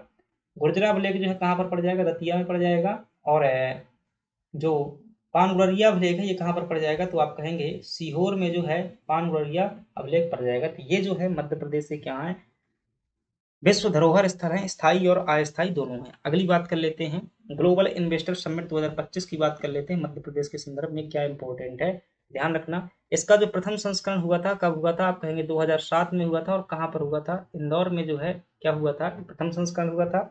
नवीनतम संस्करण जो है कब हुआ है तो आप कहेंगे ये नवीनतम संस्करण जो है इसका कहाँ पर हुआ है, भोपाल में हुआ है। ठीक है, नवीनतम संस्करण कौन सा है तो 8वें नंबर का है। नवीनतम संस्करण जो हुआ है कहाँ पर हुआ है, 8वें नंबर का हुआ है। और यह जो है 24-25 फरवरी के दिन क्या किया गया है 2000, ठीक है, 24-25 फरवरी 2025 को जो क्या किया गया आयोजित किया गया है। और ये कहाँ पर जो है हुआ है तो आप कहेंगे भोपाल में जो है ग्लोबल इन्वेस्टर समिट हुई है। इसका उद्घाटन किसने किया था, प्रधानमंत्री मोदी जी द्वारा इसका उद्घाटन किया गया था।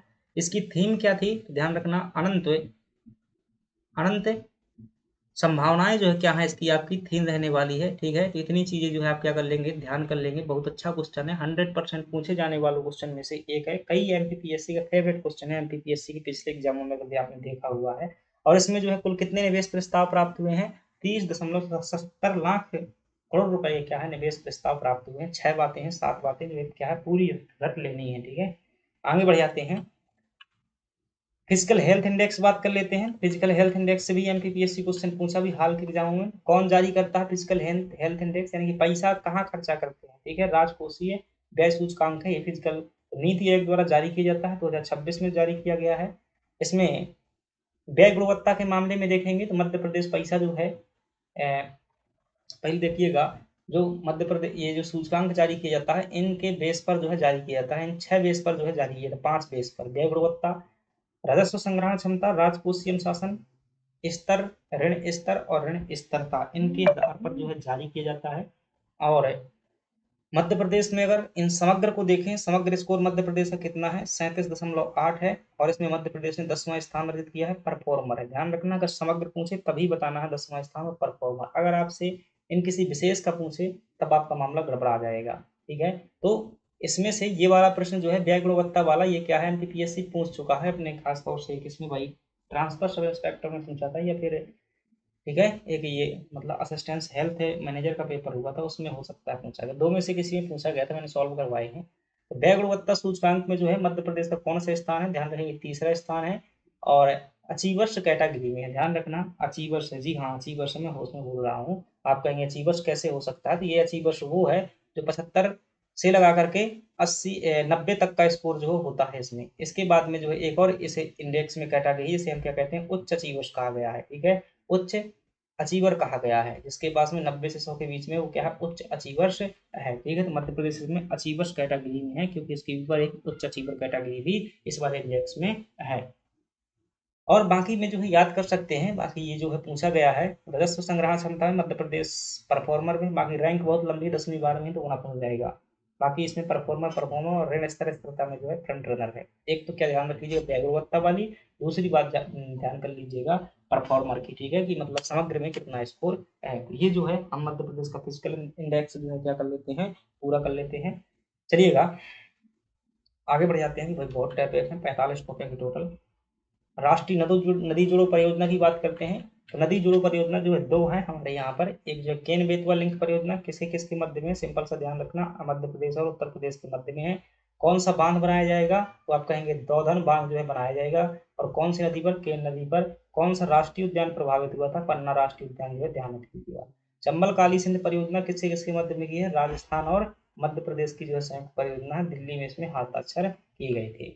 मध्य प्रदेश का जो बजट देख लेते हैं, बजट 2026-27 से जो है क्या प्रश्न हो सकते हैं भाई साहब, इनको जो है ध्यान कर लीजिएगा। इतने प्रश्न याद कर लीजिएगा, बहुत बड़ा बजट होता है, बहुत बड़ा आर्थिक सर्वेक्षण होता है, लेकिन जो चीज़ें छान कर आई हुई हैं आपके सामने, तो क्या है इनको जो है कम से कम आप ध्यान कर लीजिएगा, तो परीक्षा में जो है आपकी तबाही मच जाएगी। तबाही मचने का मतलब ठीक ठाक माहौल हो जाएगा। देखिएगा मध्य प्रदेश का जो नवीनतम बजट है वो किस पर प्रस्तुत है, तो आप क्या कहेंगे कि यह जो है ज्ञानी मॉडल पर क्या किया गया है, नवीनतम बजट जो है किस पर आधारित है, तो आप कहेंगे ज्ञानी मॉडल पर जो है आधारित है। ज्ञानी में जो इसका पूरा नाम ध्यान रखना, जी का मतलब क्या हो जाएगा आपका, गरीब हो जाएगा, गरीब या गरीबी हो जाएगा, ठीक है, गरीबों का कल्याण करना। और वाई का मतलब क्या हो जाएगा, युवा हो जाएगा, यानी कि युवा शक्ति। और ए का मतलब क्या हो जाएगा, अन्नदाता हो जाएगा, क्या हो जाएगा, अन्नदाता हो जाएगा। एन का मतलब क्या हो जाएगा, नारी शक्ति हो जाएगी। और आई का मतलब जो है हो जाएगा इंफ्रास्ट्रक्चर, इंफ्रास्ट्रक्चर, ठीक है। और आई का मतलब हो जाएगा इंडस्ट्री। ये क्या हो जाएगा, ज्ञानी का पूरा नाम हो जाएगा। तो मध्य प्रदेश का जो ये क्या है, बजट क्या होता है, आगामी जो वर्ष है 2026-27 का, हमें कितना जो है इसमें, हम कितना पैसा खर्च करने वाले हैं, कहाँ से हमारे पास पैसा आएगा, ये सब का सब जो भविष्य की योजना होती है उसे क्या कहते हैं, बजट कहते हैं। दरअसल बजट इसलिए बनाया जाता है, इसमें पूरा जो है खर्चा रिकॉर्ड के रूप में दिखाया जाता है कि हम इतना पैसा एजुकेशन में खर्चा करेंगे, इतना इसमें, इतना इतना इतना इतना ऐसे करेंगे। और फिर जो क्या करते हैं, ये पैसा जो है राज्य के खजाने से क्या किया जाता है, निकाला जाता है, यही क्या होता है, बजट होता है। तो इसमें जो है बजट मध्य प्रदेश का जो 2026-27 का है, इसमें जो है कुल खर्चा कितना बताया गया है, तो इसमें जो कुल खर्चा बताया गया है ये है लाख करोड़ में है पैसा। कितने में है? ये लाख करोड़ में जो है पैसा होता है, लाख करोड़ में है। इकाई, दहाई, सैकड़ा, हजार, 10,000, लाख। ठीक है, 3,88,925 करोड़ रुपए क्या किया जाएगा, व्यय किया जाएगा 2026-27 के अंतर्गत। और इतना पैसा क्या हो जाएगा, खर्चा होगा हमारा। और मध्य प्रदेश को मिलने कितने वाला है, इसमें अनुमान लगाया गया है इस बजट में कि मध्य प्रदेश की जो कुल प्राप्तियां होने वाली हैं, मध्य प्रदेश पैसा कितना प्राप्त करेगा, पूरे साल में कितना कमा पाएगा, तो 3,89,397 करोड़ रुपए, लाख करोड़ रुपए क्या करेगा, ये कमा पाएगा। और इतने रुपया जो क्या कर पाएगा, ये खर्चा करेगा, यानी कि खर्चा थोड़ा सा कम ही करेगा। 3,89,000, 3,88,000, ठीक है, 100, 200, 500 करोड़ बच जाएंगे, इतने बचत में हो जाएंगे। राजकोषीय घाटा कितने रहने वाला है, तो ये इतना जो है घाटा रहने वाला है, 3.87% का जो है राजकोषीय घाटा होने वाला है जीडीपी का। ठीक है, यानी कि जितना पैसा खर्चा करेंगे उससे कम हमारे पास में आना है, आ पाएगा। तो ये जो है, ठीक है, जो अनुमानित है वो 3 देखिएगा, इसको मैं स्टार कर रहा हूँ, तत्वबाण के अनुसार जो है इतना ही बताया गया है, बाकी ठीक है। तो ये 3.87% जो है जीडीपी का, इतना पैसा क्या हो जाएगा, जीडीपी की जितनी भी कुल जीडीपी होगी हमारी, उसमें से 3.87% हमें घाटा लगने वाला है राजकोष में। ठीक है, ये इतना अनुमान बताया गया है, और जो कि पैसों में इसकी वैल्यू देखा जाए, ये परसेंटेज का निकालेंगे तो ये हो जाएगा 71,460 करोड़ रुपए जो है होने वाला है। कितना होने वाला है, 71,460 करोड़, यानी कि 71,000 करोड़ रुपए जो घाटा लगने में लंबा घाटा है, लेकिन कोई दिक्कत ना, 3% ही है ये, इतने से ज्यादा नहीं होना चाहिए। मुख्य आय स्रोत कहाँ से है, मध्य प्रदेश सरकार के पास में सबसे ज्यादा पैसा कहाँ से आता है, सबसे ज्यादा पैसा जो है रेवेन्यू से आता है, स्वयं का जो राज्य का टैक्स है उसी से पैसा आता है, 30% कुल पैसा जो है इससे आता है। बाकी कुछ सेंट्रल गवर्नमेंट से अनुदान मिलता है, कुछ जो है ऐसे बहुत सारे कानून से मिलता है। जीडीपी में वृद्धि दर कितनी रही है, प्रचलित भाव पर जीडीपी में जो वृद्धि दर रही है, अनुमान है जो बजट के अनुसार वो कितना है, 12.73% का जो जीडीपी के अनुसार जो है ये अनुमान है। ध्यान रखना, मेंस में खूब इस डाटा क्या कर सकते हो, आप प्रयोग कर सकते हो। मध्य प्रदेश जहां पर पैसा खर्चा कर रहा है उसमें सबसे ज्यादा व्यय कहां पर होने वाला है, सबसे ज्यादा व्यय जो है पहले नंबर पर कौन होने वाला, लाडली बहना योजना में जो है सबसे ज्यादा व्यय होगा। दूसरे नंबर में जो ज्यादा पैसा खर्चा होगा, अटल कृषि ज्योति योजना में, और तीसरे नंबर में जो बीबी रामजी योजना है। ठीक है, बीबी जी रामजी योजना है, यानी जिसे मनरेगा योजना कहते थे, उसी का नया नाम है ये बीबी जी रामजी योजना है। ठीक है, तो ये जो है इतना पैसा मध्य प्रदेश में बजट के संदर्भ में हो जाएगा। अब हम बात करते हैं मध्य प्रदेश 2026 की प्रमुख योजनाएं देख लेते हैं। 3 योजनाएं हैं बजट में, कौन कौन सी हैं, जो पहले ही है यशोदा दुग्ध प्रदाय योजना है, और इसमें जो है ये खास तौर से जो है स्कूल में बच्चों के पोषण में सुधार से संबंधित ये योजना है। और इसमें जो है उनको क्या दिए जाएंगे, बच्चों को दूध के पैकेट दिए जाएंगे, 8वीं तक के बच्चों को जो क्या दिए जाएंगे, दूध के पैकेट जो मिलने वाले हैं। तो ये आपकी कौन सी योजना है, यशोदा दुग्ध प्रदाय योजना है। और जो द्वारिका नगर योजना है, ये जो है किससे संबंधित है, नगरीय विकास से संबंधित है। इसके लिए 5,000 करोड़ रुपए का फंड जो है बनाया गया है। 3 वर्षों में जो है नगरों में क्या किया जाएगा, जो भी सेवाओं की कमी है उनका जो है क्या किया जाएगा, विकास किया जाएगा। जनजातीय देवलोक योजना, जो खासतौर से जनजातियों के जो वन क्षेत्र हैं, जिन पेड़ों की वो पूजा करते हैं, जिन पेड़ों को वो करते हैं, तो उनकी संस्कृति के संरक्षण के साथ साथ जो वनों को समृद्ध बनाना क्या है, ये जो है इस योजना का उद्देश्य है। तो ये जो बजट की 3 योजनाएं थी। ये अब हम देखते हैं आर्थिक सर्वेक्षण मध्य प्रदेश का, बहुत महत्वपूर्ण है, ध्यान से देखिएगा। तो एक सेकंड के साथ में थोड़ा सा जो है देख लेते हैं, 1 मिनट का।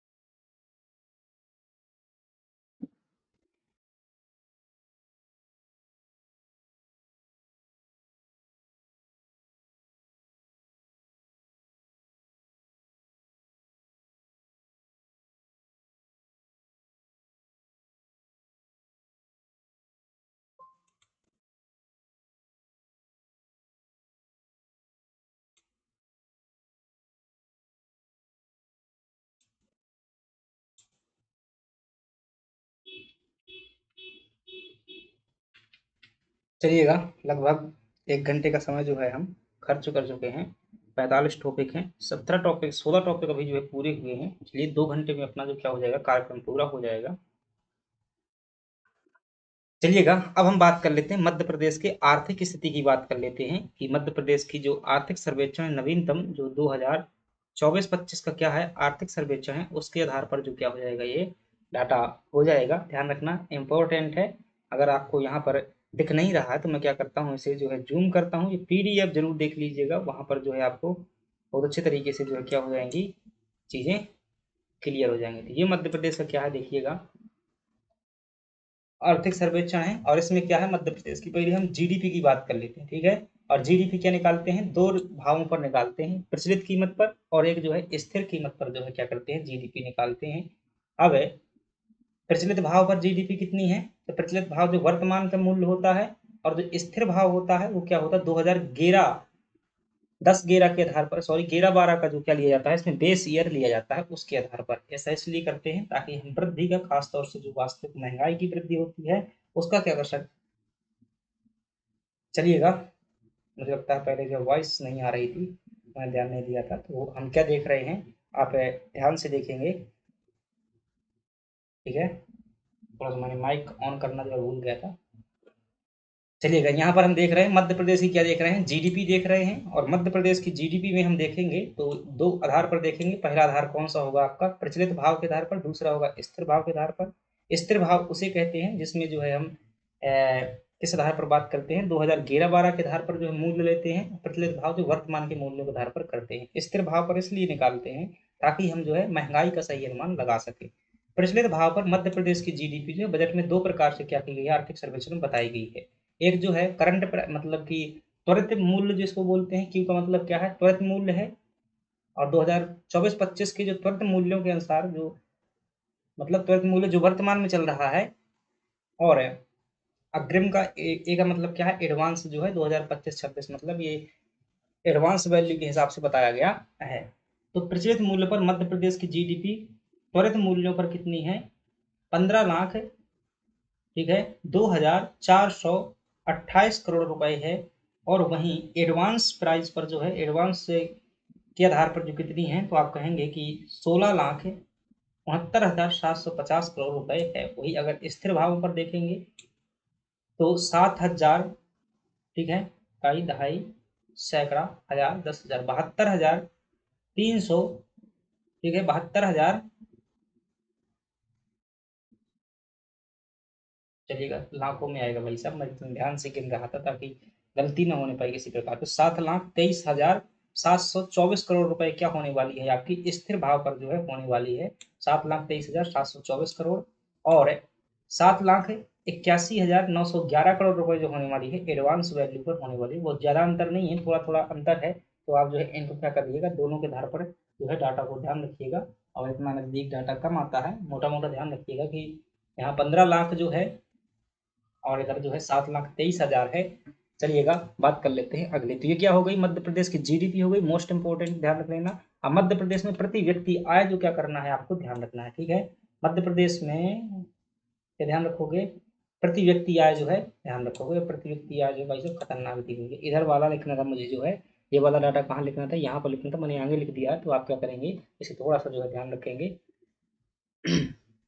ये वाला कहाँ जाएगा, इस प्रकार से जो है जाने वाला है। मध्य प्रदेश की जो प्रति व्यक्ति आय है, ये आर्थिक सर्वेक्षण 2024-25 के आधार पर ही है। प्रचलित भावों पर अगर देखेंगे 2011-12 के मूल्य पर देखेंगे तो कितनी है, वो तो उतनी होगी 38,497 रुपए, ठीक है। ये क्या है, स्थिर भाव के आधार पर है, यानी कि 2011-12 का जो स्थिर भाव होता है उसके आधार पर क्या है, दोनों में 38,497 रुपए है। और जो वर्तमान मूल्य के आधार पर है, प्रचलित मूल्यों पर कितनी है, प्रचलित मूल्यों पर हो जाएगी 1,69,050 रुपए। और 7,76,971 रुपए जो है स्थिर भाव पर है, ठीक है, 2025-26 में। तो आपसे पूछे मध्य प्रदेश की जो है प्रति व्यक्ति आय कितनी है, अगर आपसे पूछे प्रचलित कीमतों पर पूछे तो आप क्या बताएंगे, आप बताएंगे कि 1,69,000 रुपए है। अगर आपसे पूछता है स्थिर कीमतों पर पूछता है तो आप क्या बताएंगे, ये जो है 76,971 करोड़ है।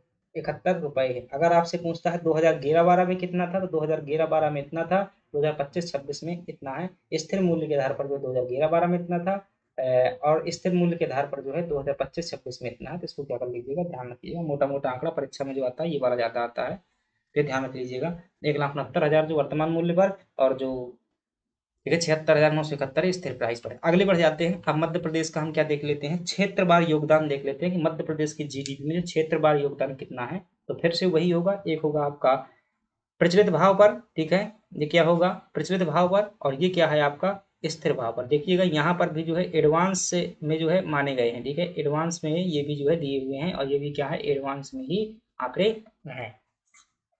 तो देखेंगे प्रचलित कीमत पर जो है मध्य प्रदेश की अर्थव्यवस्था में विभिन्न क्षेत्रों का जो योगदान है, यानी कि जीवीए में जो योगदान है, ग्रोस वैल्यू एडिशन, सकल राज्य मूल्य वर्धन में जो है किस क्षेत्र का कितना योगदान है, ये प्रचलित कीमतों पर है, ये स्थिर कीमतों पर। प्रचलित कीमतों पर देखेंगे सबसे ज्यादा योगदान किसका है, प्राथमिक क्षेत्र का, जो कि 43 कितना है 9%, कितना है 43.9% है। 2025-26 के जो है अग्रिम अनुमान के आधार पर ये है 43.9% है। और द्वितीय क्षेत्र का जो योगदान है वो कितना है, आप कहेंगे 19.79% है। और जो तृतीय क्षेत्र का योगदान है प्रचलित कीमतों पर वो कितना है, 37.12% जो है तृतीय के क्षेत्र का जो क्या है योगदान है। अब देखते हैं मध्य प्रदेश में जो है क्षेत्र वार योगदान स्थिर कीमतों पर जो है कितना है। स्थिर कीमतों पर देखेंगे तो सबसे ज्यादा योगदान किसका है, तृतीय क्षेत्र का है, जो कि 40.28% है। प्राथमिक क्षेत्र का 33.54% और द्वितीय क्षेत्र का 26.18%। ठीक है, मतलब क्या है भाई सब, मतलब ये है कि क्या 2011-12 में जो है सेवा क्षेत्र का योगदान और द्वितीय क्षेत्र का योगदान सही था, कृषि का क्षेत्र योगदान जो है कम था। अब देखो तो कृषि का योगदान जो है सबसे ज्यादा है और द्वितीय क्षेत्र घटता जा रहा है। ठीक है, इस बात को ध्यान रख लीजिए। आगे बढ़ जाते हैं। ये डाटा जो है पीडीएफ से याद कर लीजिएगा, बहुत महत्वपूर्ण है। ये आंकड़े मेंस में खूब काम आते हैं, मेंस में जो दम से इनको लिखिएगा। प्रमुख फसलें और उनके क्षेत्रफल देख लेते हैं। ये प्रश्न जो है एमपीपीएससी से पूछे हुए हैं, तो उनको भी अपन क्या कर लेते हैं, यहाँ पर हमने डाटा शामिल किया है, किस क्षेत्र में प्रगति हुई है, किस क्षेत्र में वृद्धि हुई है। हालांकि कठिन है, लेकिन मेंस में भी यही आंकड़े आपको लिखने पड़ेंगे। चाहो तो याद कर सकते हो और ना चाहो तो क्या कर सकते हो, इग्नोर कर सकते हो। मध्य प्रदेश में जो कुल फसल क्षेत्रफल है वो क्या है, तो आप कहेंगे मध्य प्रदेश में कुल फसल क्षेत्रफल कितना है, तो 29,687 हेक्टेयर है, जो कि पिछले वर्ष की तुलना में क्या हुआ है, 2.48% ही क्या हुई क्षेत्रफल में कमी हुई है। डाटा मत याद कर लीजिएगा प्रीलिम्स के लिए, ठीक है, इग्नोर कर सकते हैं, लेकिन मेंस में याद करना पड़ेगा। ठीक है, मेंस में तो जब ऐसे डाटा लिखते हो तभी जो है आपका स्टार आंसर राइटिंग हो पाती है, वरना भाषा जो है काफी नहीं होती अच्छे नंबर दिलाने के लिए। तो ये ध्यान रख लीजिएगा, मध्य प्रदेश के जो फसल क्षेत्रफल है उसमें क्या हुई है, पिछले वर्ष की तुलना में कमी हुई है, वृद्धि हुई है, ध्यान रखना। ये जो है 2 का हुआ है, ये माइनस क्या बता रहा है, कमी बता रहा है, प्लस क्या बताएगा, वृद्धि बताएगा। तो 2.48% की वृद्धि कमी हुई है। कृषि के उत्पादन में क्या हुआ है, कृषि उत्पादन जो है पिछले वर्ष की तुलना में क्या हुआ है, बढ़ा है। ठीक है, क्षेत्रफल घट गया है, उत्पादन बढ़ गया है। मतलब क्या है, लोग कम जमीन में भी क्या कर रहे हैं, ज्यादा उत्पादन कर रहे हैं, यानी कृषि तकनीकी बढ़ रही है। ठीक है, ऐसा ही मूल्यांकन किया जाता है। तो ठीक है, 77,973 जो क्या हुआ है मध्य प्रदेश में कुल कृषि उत्पादन हुआ, जो पिछले वर्ष की तुलना में क्या है 7.66% क्या है बढ़ा हुआ है। धान के क्षेत्रफल में क्या हुई है, तो आप कहेंगे कि 6.39% की कमी हुई है। और धान के उत्पादन में जो है क्या हुई है, इसमें भी जो है कमी हुई है। दोनों में क्या है, धान के क्षेत्रफल और उत्पादन दोनों में क्या हुई है, कमी हुई है। ठीक है, 6.39% की कमी धान के क्षेत्रफल में हुई है और उत्पादन में भी जो है 2.7% की कमी हुई है। मक्का के क्षेत्रफल में अभूतपूर्व प्रगति है, ध्यान रखिएगा, बहुत खतरनाक वृद्धि हुई है मक्का के क्षेत्रफल। मध्य प्रदेश जो है प्रथम स्थान पर आ गया पूरे भारत में। 49.25% क्या हुई है, मक्का के क्षेत्रफल में वृद्धि हुई है। 64% जो है मक्का के उत्पादन में वृद्धि हुई। ये डाटा इग्नोर नहीं करना है, ये आपको याद करना है। ठीक है, ये जो है ये रखिएगा। गेहूं के क्षेत्रफल में देखेंगे तो गेहूं के क्षेत्रफल में क्या हुई है, 3.47% की वृद्धि हुई है। और उत्पादन में भी लगभग जो है 16% की क्या हुई है, वृद्धि हुई है। इसी प्रकार कुल खाद्यान्न उत्पादन में जो है 1.8% की कमी हुई है। ठीक है, कुल खाद्यान्न की फसल क्षेत्रफल में क्या हुई है, 1.8% में कमी हुई है। कुल खाद्यान्न उत्पादन में 10.29% क्या बढ़ा हुआ है। दलहन का फसल क्षेत्र देखेंगे, ये एक क्वेश्चन भाई आया हुआ है, इसलिए मैं जो ये सब चीजें करवा रहा हूँ, क्योंकि ये PYQ में क्या है क्वेश्चन आ चुका है।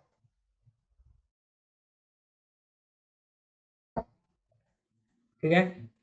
दलहन के फसल क्षेत्रफल में क्या हुई है, 17% की कमी हुई है। ये थोड़ी मोड़ी कमी नहीं है, ठीक है। तो इसको भी क्या कर लीजिएगा, बताइएगा। मेंस में ऐसा डाटा जरूर डाला जाता है जहाँ मतलब जैसे 1% की कमी हुई है, सामान्य बात है।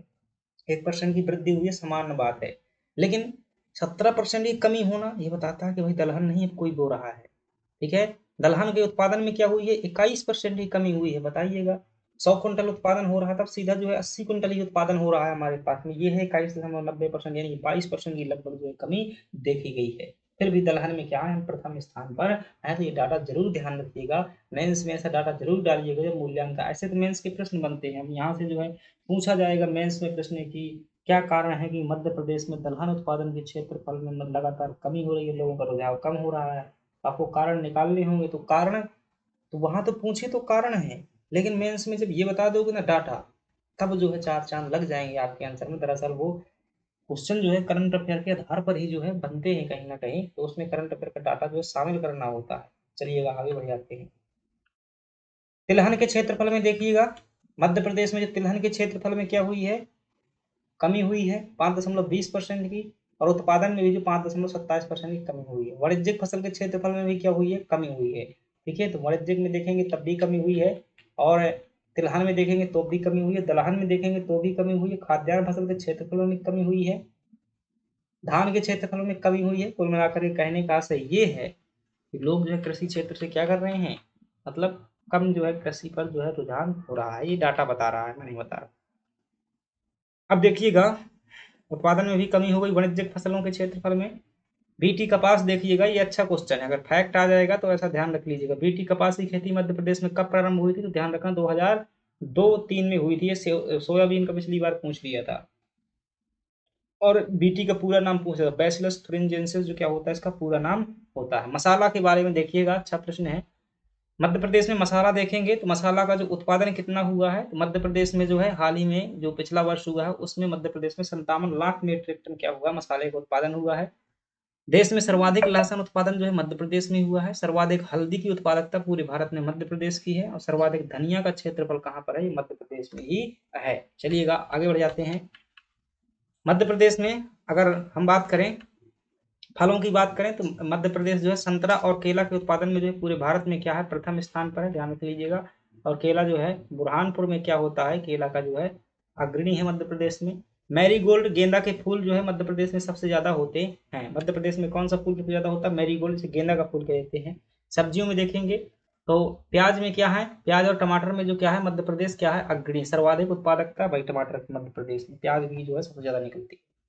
अब मध्य प्रदेश में राज्य कृषि विपणन बोर्ड जो है, ध्यान रख सकते हैं, ये मेंस में हालांकि ज़्यादा अच्छा है कि मुख्यालय है। कृषि विपणन बोर्ड की संरचना मार्केटिंग में आता है, मेंस में टॉपिक दिया हुआ है। एक मुख्यालय है, 7 इसके क्षेत्रीय कार्यालय, 13 तकनीकी कार्यालय, 259 जो है कृषि उत्पाद समितियां हैं, उपज बाजार समितियां हैं।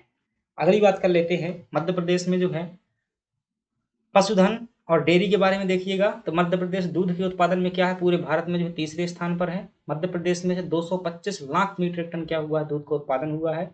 और 707 ग्राम दूध जो है मध्य प्रदेश में प्रति व्यक्ति के लिए जो है उपलब्ध है। तो ये ध्यान रखिएगा, तीसरा स्थान ध्यान रखिएगा। मुरैना जो है अग्रणी है।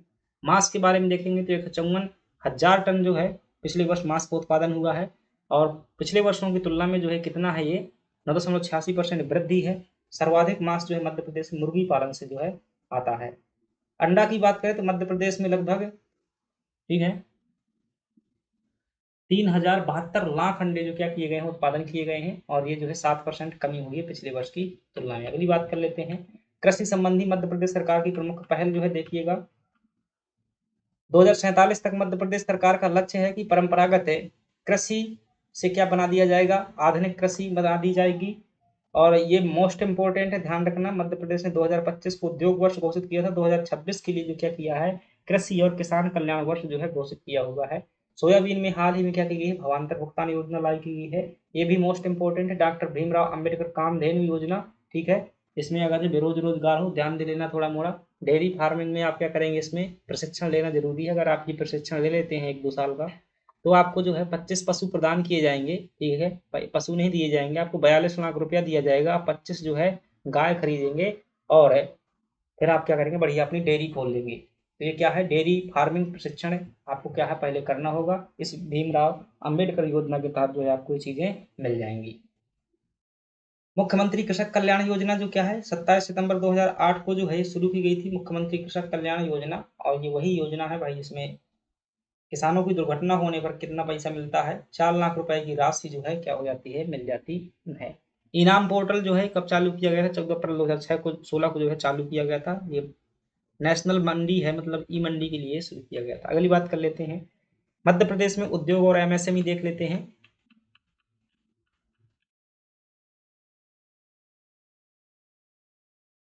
उद्योग वर्ष कब घोषित किया गया है, मध्य प्रदेश सरकार ने 2025 को उद्योग वर्ष घोषित किया है। ओडीओपी पुरस्कार जो है 2024 में भारत सरकार द्वारा जब बांटे गए थे तो उसमें मध्य प्रदेश को रजत पुरस्कार प्राप्त हुआ है।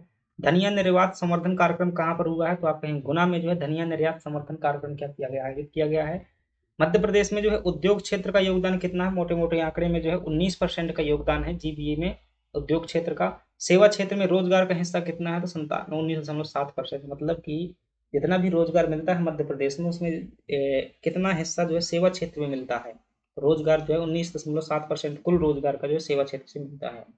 कारखानों की स्थिति देखिएगा, एक बार क्वेश्चन आ चुका है ये भी। तो मध्य प्रदेश में जो है 5102 कारखाने हैं, ठीक है। 2024-25 की तुलना में क्या हुई, 2014-15 की तुलना में क्या हुई है, जो है इसमें 14-15 की तुलना में 20% वृद्धि हुई है। तो यही प्रश्न आएगा भाई साहब, ठीक है। अगर आएगा, अगर ऐसा अजीब सा प्रश्न कुछ आएगा, ऐसा पूछेगा कि मध्य प्रदेश में 2014-15 की तुलना में, क्योंकि ये डाटा आर्थिक सर्वेक्षण में दिया हुआ था, मध्य प्रदेश में 2014-15 की तुलना में जो है 2014-15 की तुलना में 2024-25 में जो है, यानी कि पिछले 10 वर्षों में, यानी पिछले 10 वर्षों में कारखानों की संख्या में कितनी वृद्धि हुई है। अब ऐसा प्रश्न देख करके भौकाल मच जाएगा, क्योंकि भाई साहब सभी कोई कहेगा 2014-15 करंट अफेयर पूछा, 2014-15 का नहीं है, 2024-25 में ही ये रिपोर्ट आई हुई आर्थिक सर्वेक्षण में दी हुई है। भारत सरकार द्वारा मान्यता प्राप्त स्टार्टअप कितने हैं मध्य प्रदेश में, भारत सरकार द्वारा मान्यता प्राप्त स्टार्टअप कितने, 1723 हैं। एमएसएमई विभाग द्वारा संचालित औद्योगिक क्षेत्र कितने हैं मध्य प्रदेश में, आप क्या कहेंगे, 172 है। ध्यान से सुनिएगा, ध्यान से इनका अंतर समझिएगा। भारत द्वारा जो है मान्यता कितने जो है इनको दी गई है, ठीक है। कितने जो औद्योगिक क्षेत्र हैं जिनको भारत सरकार द्वारा मान्यता दी गई मध्य प्रदेश में, एमएसएमई विभाग कितने संचालित कर रहा है, 172। भारत द्वारा कितनी मान्यता दी गई, चौंगनी PYQ है, ठीक है। PYQ अभी हमने सॉल्व किया था इसको, 194। पचमढ़ी सिल्क टेक पार्क जो है देश का एकमात्र सिल्क टेक पार्क है जहां पर जो है पांचों प्रजातियों का रेशम बनाया जाता है। ये पचमढ़ी में खोला गया है, यानी कि नर्मदापुरम में।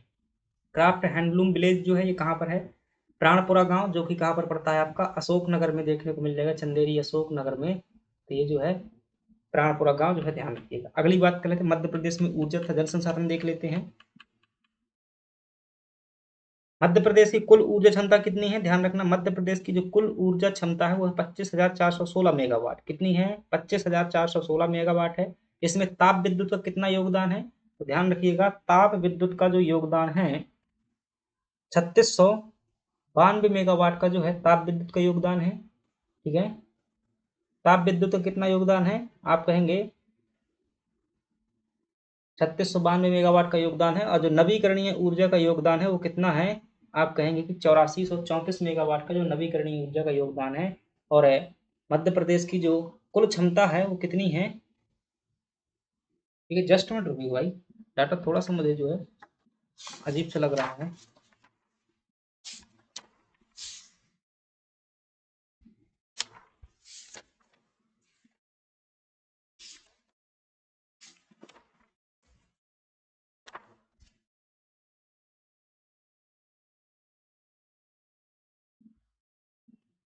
ठीक है, ये जो ताप विद्युत है इतना, तो कुल मिलाकर ऊर्जा कितनी हो रही है नवीकरणीय, और इसको जोड़ दिया जाए तो कितना हो भाई, 8-3-11,000 मेगावाट तो हो रही है, लेकिन कुल क्षमता कितनी है, 25,000 है। तो ध्यान रखना, जो ताप विद्युत है ना, कुल ताप विद्युत नहीं है ये मतलब प्राइवेट क्षेत्र के जितने भी ताप विद्युत निकाल रहे हैं उसकी है, क्योंकि 4700 मेगावाट तो उसी की है भाई, 4760 मेगावाट तो क्षमता विंध्याचल ताप विद्युत केंद्र की है। इतनी कह सकते हैं, निजी क्षेत्र का है ये वाला, ठीक है। ताप विद्युत केंद्र की कितनी है, ये निजी क्षेत्र की ताप विद्युत कितनी है, 3692 है। और नवीकरणीय ऊर्जा मध्य प्रदेश सरकार की कुल कितनी है, तो प्रश्न आ चुका है, 7000 मेगावाट से ज्यादा है, तो यानी कि ज्यादा है, 8434 मेगावाट है। अधिकतम मांग मध्य प्रदेश की कितनी है, 19,000 113 मेगावाट जो है मध्य प्रदेश की अधिकतम ऊर्जा की मांग है कितनी? 25,000 हो चुकी, यानी कि मध्य प्रदेश जो है ऊर्जा अधिक की स्थिति में है, विद्युत को बेचता भी होगा। ठीक है, तो ये ध्यान रखिएगा। मध्य प्रदेश में सौर ऊर्जा क्षमता कितनी है? तो आप कहेंगे 57 से 81 मेगावाट मध्य प्रदेश में कुल सौर ऊर्जा क्षमता है। और मध्य प्रदेश में पवन ऊर्जा क्षमता कितनी है? 3500 मेगावाट। बायोमास की क्षमता कितनी है? 155 मेगावाट। मध्य प्रदेश में नदियों की कुल लंबाई कितनी है? आप कहेंगे 3956 किलोमीटर है। और मध्य प्रदेश में सिंचाई क्षमता की बात करें तो कुल कितनी सिंचाई क्षमता है? तो आप ध्यान रखना 39 लाख हेक्टेयर जो मध्य प्रदेश में कुल सिंचाई क्षमता है। मध्य प्रदेश में सिंचाई की बात करें, सबसे ज्यादा सिंचाई जो है मध्य प्रदेश में कहाँ से होती है? कुआं नलकूप से होती है, नल और कूप से जो है होती है। दूसरे नंबर पर जो है नहरों से होती है। तीसरे नंबर पर जो है किससे होती है? तालाब से जो है होती है। नलकूपों से बात करें, मोटा आंकड़ा 67%, नहरों से जो है 17%, बाकी 2% किससे ज्यादा थोड़ा सा क्या होती है? यहाँ से होती है। आगे बात कर लेते हैं, मध्य प्रदेश में व्यापार, निवेश और कनेक्टिविटी देख लेते हैं। इससे संबंधित जो आंकड़ा है, मध्य प्रदेश @ 2047 का जो मिशन है, मध्य प्रदेश को 250 लाख करोड़ रुपए की जो है जीडीपी बना दिया जाएगा। ये व्यापार और निवेश के क्षेत्र में इतना पैसा कमाएंगे। सर्वाधिक निर्यात उत्पाद मूल्य, मतलब मध्य प्रदेश से जितनी चीजें विदेशों में क्या की जाती हैं? बेची जाती हैं। मध्य प्रदेश से जितनी भी चीजें क्या की जाती हैं? विदेशों में जो है बेची जाती हैं, उनमें सबसे ज्यादा जो है मूल्य किसका है? तो आप क्या बताएंगे? फार्मा उत्पाद का जो सबसे ज्यादा मूल्य है, किसका है? फार्मा उत्पाद का सबसे ज्यादा मूल्य है। सर्वाधिक निर्यात जो है मध्य प्रदेश में कहाँ से किया था? धार से किया था। ध्यान रखना, दूसरे नंबर पर आता है इंदौर। ठीक है, इंदौर मत दबा देना। दूसरे नंबर पर इंदौर आता है, पहले नंबर पर कहाँ आता है? धार आता है। निर्यात तैयारी सूचकांक में मध्य प्रदेश का कितना स्कोर है? तो आप 57 का स्कोर है। कौन सी श्रेणी मिली हुई है? चैलेंजर श्रेणी में है। और 9वां स्थान जो है पूरे भारत में निर्यात तैयारी सूचकांक 2024 में। सर्वाधिक एफडीआई मतलब फॉरेन विदेशी निवेश इसे बोल देते हैं, क्या बोल देते हैं? विदेशी निवेश बोलते हैं। इसकी मतलब सर्वाधिक पैसा कहाँ पर निवेश हुआ उद्योग लगाने में? तो इंदौर में जो सबसे ज्यादा निवेश हुआ। आगे बढ़ जाते हैं, मध्य प्रदेश में परिवहन देख लेते हैं। परिवहन से संबंधित नवीनतम आंकड़ा, मध्य प्रदेश में राष्ट्रीय राजमार्गों की लंबाई कितनी है? तो आप कहेंगे 78 किलोमीटर, यानी कि 9000 से ज्यादा जो है किलोमीटर लंबाई है राष्ट्रीय राजमार्ग की। प्रधानमंत्री ग्राम सड़क योजना कब की है? तो आप कहेंगे यह योजना जो है 2000 कब की है? वर्ष 2000 की जो है प्रधानमंत्री ग्राम सड़क योजना 25 दिसंबर 2000 की। मुख्यमंत्री ग्राम सड़क योजना कब की है? 2010-11 की है। रेल लाइन की लंबाई जो है मध्य प्रदेश में कितनी है? 5663 किलोमीटर मध्य प्रदेश में रेल लाइन की लंबाई है। और रेल नेटवर्क में मध्य प्रदेश का कौन सा स्थान है पूरे भारत में? चौथा स्थान है। इस बात को ध्यान रख लीजिएगा। उत्तर प्रदेश जो है पहले में आ जाता है। और कुल हवाई अड्डे कितने हैं मध्य प्रदेश में? कुल जो है 8 हवाई अड्डे हैं। नवीनतम 3 हो जाएंगे और प्लस 5 हो जाएंगे। 5 कहाँ कहाँ पर है? एक हो जाएगा आपका इंदौर में, दूसरा हो जाएगा आपका ग्वालियर में, इंदौर ग्वालियर। तीसरा हो जाएगा आपका भोपाल में, इंदौर हो जाएगा, ग्वालियर हो जाएगा, भोपाल हो जाएगा। और कहाँ पर एक भाई अपने छतरपुर में हो जाएगा, एक जो है छतरपुर में हो जाएगा, और एक जो है आपको जबलपुर में देखने को मिल जाएगा। जबलपुर में 5 हवाई अड्डा मध्य प्रदेश में पहले से थे। यहाँ अहिल्याबाई होलकर हवाई अड्डा होगा, ग्वालियर में जो है राजमाता विजयाराजे सिंधिया हवाई अड्डा होगा, भोपाल में राजा भोज होगा, छतरपुर में छत्रसाल बुंदेला के नाम पर होगा, जबलपुर में जो है डुमना बोल देते हैं, डुमना हवाई अड्डा, या फिर रानी दुर्गावती हवाई अड्डा बोल दिया जाता है। रीवा में जो अभी नया बना हुआ है, फिर सतना में, फिर दतिया में जो बना हुआ है, 3 ये हैं। तो कुल मिलाकर कितने हैं? 8 हवाई अड्डे जो अभी तक हैं।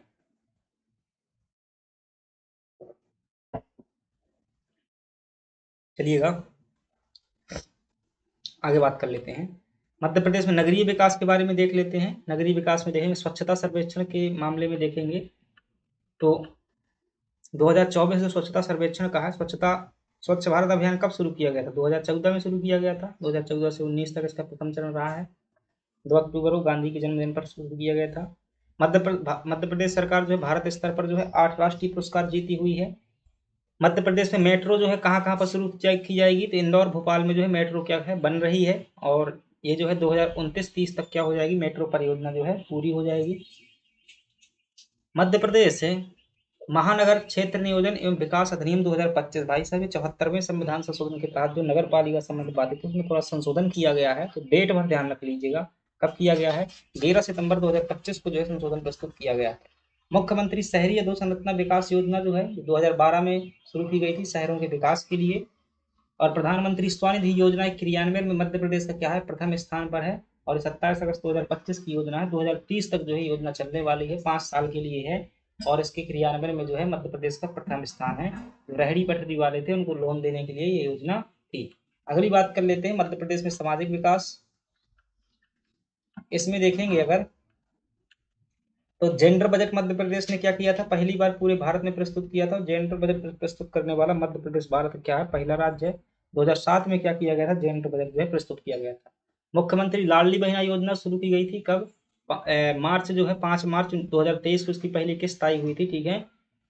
प्रधानमंत्री मातृ वंदना योजना, तो ये राष्ट्रीय खाद्य सुरक्षा अधिनियम 2013 के तहत चल रही है। और इसमें जो है महिलाओं को क्या दिए जाते हैं, 5,000 रुपया दिए जाते हैं अपना मतलब पोषण, यदि मतलब जब बच्चे को जन्म दिया जाता है गर्भवती महिला के दौरान जो है ये 5,000 रुपये मिलते हैं पोषण की स्थिति जो है ठीक करने के लिए, खाने पीने के लिए। तो ये क्या है, प्रधानमंत्री मातृ वंदना योजना है। लाडली लक्ष्मी योजना कब की है, 2007 की है, अप्रैल 2007 की। ठीक है। तो इसमें लक्ष्मी मतलब लड़की को जो है, लाडली अगर लड़की है, एक लड़की है तो फिर उसको जो है लगभग 1,43,000 रुपए जो है मिलते हैं। मनरेगा में जो है महिलाओं की भागीदारी, मनरेगा का नाम क्या कर दिया गया है, वी जी राम जी योजना जो है इसका क्या कर दिया गया है, नाम कर दिया गया है विकसित भारत ग्रामीण रोजगार एंड मिशन फॉर आजीविका, जीविका ऐसा कुछ जो है इसका क्या हो जाएगा, पूरा नाम हो जाएगा। और 42.6% जो है मध्य प्रदेश में भागीदारी है महिलाओं की, यानी कि जितना रोजगार मिलता है उस रोजगार में से मतलब 42% रोजगार किसको है, महिलाओं को मिल रहा है 2025 के आंकड़ों के अनुसार। मध्य प्रदेश सरकार ने जो है बेटी बचाओ बेटी पढ़ाओ योजना के तर्ज पर पंख अभियान भी शुरू किया था। और प्रथम बाल बजट मध्य प्रदेश ने बच्चों के लिए जो है बजट प्रस्तुत किया था 2022-23 में। सस्टेनेबल डेवलपमेंट लक्ष्यों को कितनी पंचायत थीम में वर्गीकृत किया गया है, जो एसडीजी हैं कितने हैं, कुल 17 जो है सस्टेनेबल डेवलपमेंट गोल हैं। इन 17 गोल को क्या किया गया है, मध्य प्रदेश सरकार ने जो है ऐसा कहा हुआ है कि भाई पूरे भारत में ज़्यादातर पंचायतें हैं, पूरे भारत में जो है क्या किया गया है, मतलब पंचायत स्तर पर लागू करने के लिए इन 17 लक्ष्यों को जो है 9 थीम में क्या किया गया है, वर्गीकृत किया गया है। आगे बढ़ जाते हैं, मध्य प्रदेश में स्वास्थ्य संबंधित कुछ बातें देख लेते हैं जो करंट अफेयर में है। मध्य प्रदेश सरकार जो स्वास्थ्य के क्षेत्र में कितना पैसा खर्चा करेगी, आप कहेंगे जीडीपी का 3%। मुख्यमंत्री श्रमिक सेवा प्रसूति सहायता योजना कब की है, 2018 की है। और इसमें मध्य प्रदेश सरकार क्या करती है, महिलाओं को जो है 16,000 रुपए जो है देती है जब भी क्या किया जाता है, ये प्रसूति सहायता के तौर पर जब बच्चे का जन्म होता है। ठीक है। स्वस्थ नारी सशक्त परिवार मिशन, ये कहाँ शुरू किया गया था, मोस्ट इंपोर्टेंट है ध्यान रखना, पीएम मित्र पार्क के चक्कर में मत रहिएगा। पीएम मित्र पार्क धार से शुरू किया गया है। ठीक है। पीएम मित्र पार्क कहाँ शुरू किया गया है, धार से बनाया गया है पहला। और वहीं से जो क्या किया गया है, उसी भैंसोला गांव से जो है स्वस्थ नारी सशक्त परिवार मिशन जो है रहा चला हुआ है। तो अगर ऐसा प्रश्न आ जाए ना, तो पूरी संभावना है पीएम मित्र पार्क से पूछा जाने की कि 2025 में धार जिले से निम्नलिखित में से कौन सी योजना प्रारंभ की गई थी, स्वस्थ नारी सशक्त परिवार मिशन। और एक और दे देगा दूसरा कथन, क्या, पीएम मित्र पार्क योजना, दोनों हो जाएगा कथन, दोनों सही जवाब हो जाएगा। या फिर ए व बी जो भी हो, दो ऑप्शन सही है। सुमन सखी चैट बोर्ड जो है किसके लिए, गर्भवती महिलाओं जो थी उनसे संबंधित प्रश्नों के जवाब देने के लिए मध्य प्रदेश में शुरू किया गया है। और जननी सुरक्षा योजना जो है वर्ष 2005 में शुरू की गई थी। और इसमें जो संस्थागत प्रसव को बढ़ावा देने के लिए योजना है, इसमें 1,400 रुपये और शहरी क्षेत्रीय महिलाओं को 1,000 रुपये दिए जाते हैं। मध्य प्रदेश में शिशु मृत्यु दर कितनी है, 49.2 प्रति हजार है।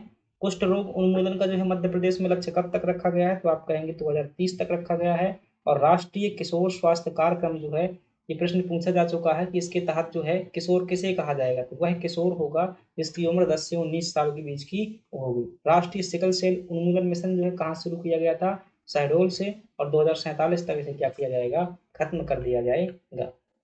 मध्य प्रदेश में शिक्षा और कौशल विकास, चलिएगा मध्य प्रदेश जो है खत्म होने वाला है। 34 तक के टॉपिक जो है मध्य प्रदेश के करंट अफेयर के हैं। बाकी जो है 34 तक नहीं है भाई, मतलब काफी ज्यादा हो चुके हैं। बीच में जो है डबल डबल स्लाइड मैंने ऐड की हुई थी, तो नंबर जो है पहले डले हुए टॉपिक डिसाइड की थी, फिर एक्स्ट्रा चीजें भी इसमें ऐड की हुई थी, कम से कम 40 हो गए होंगे।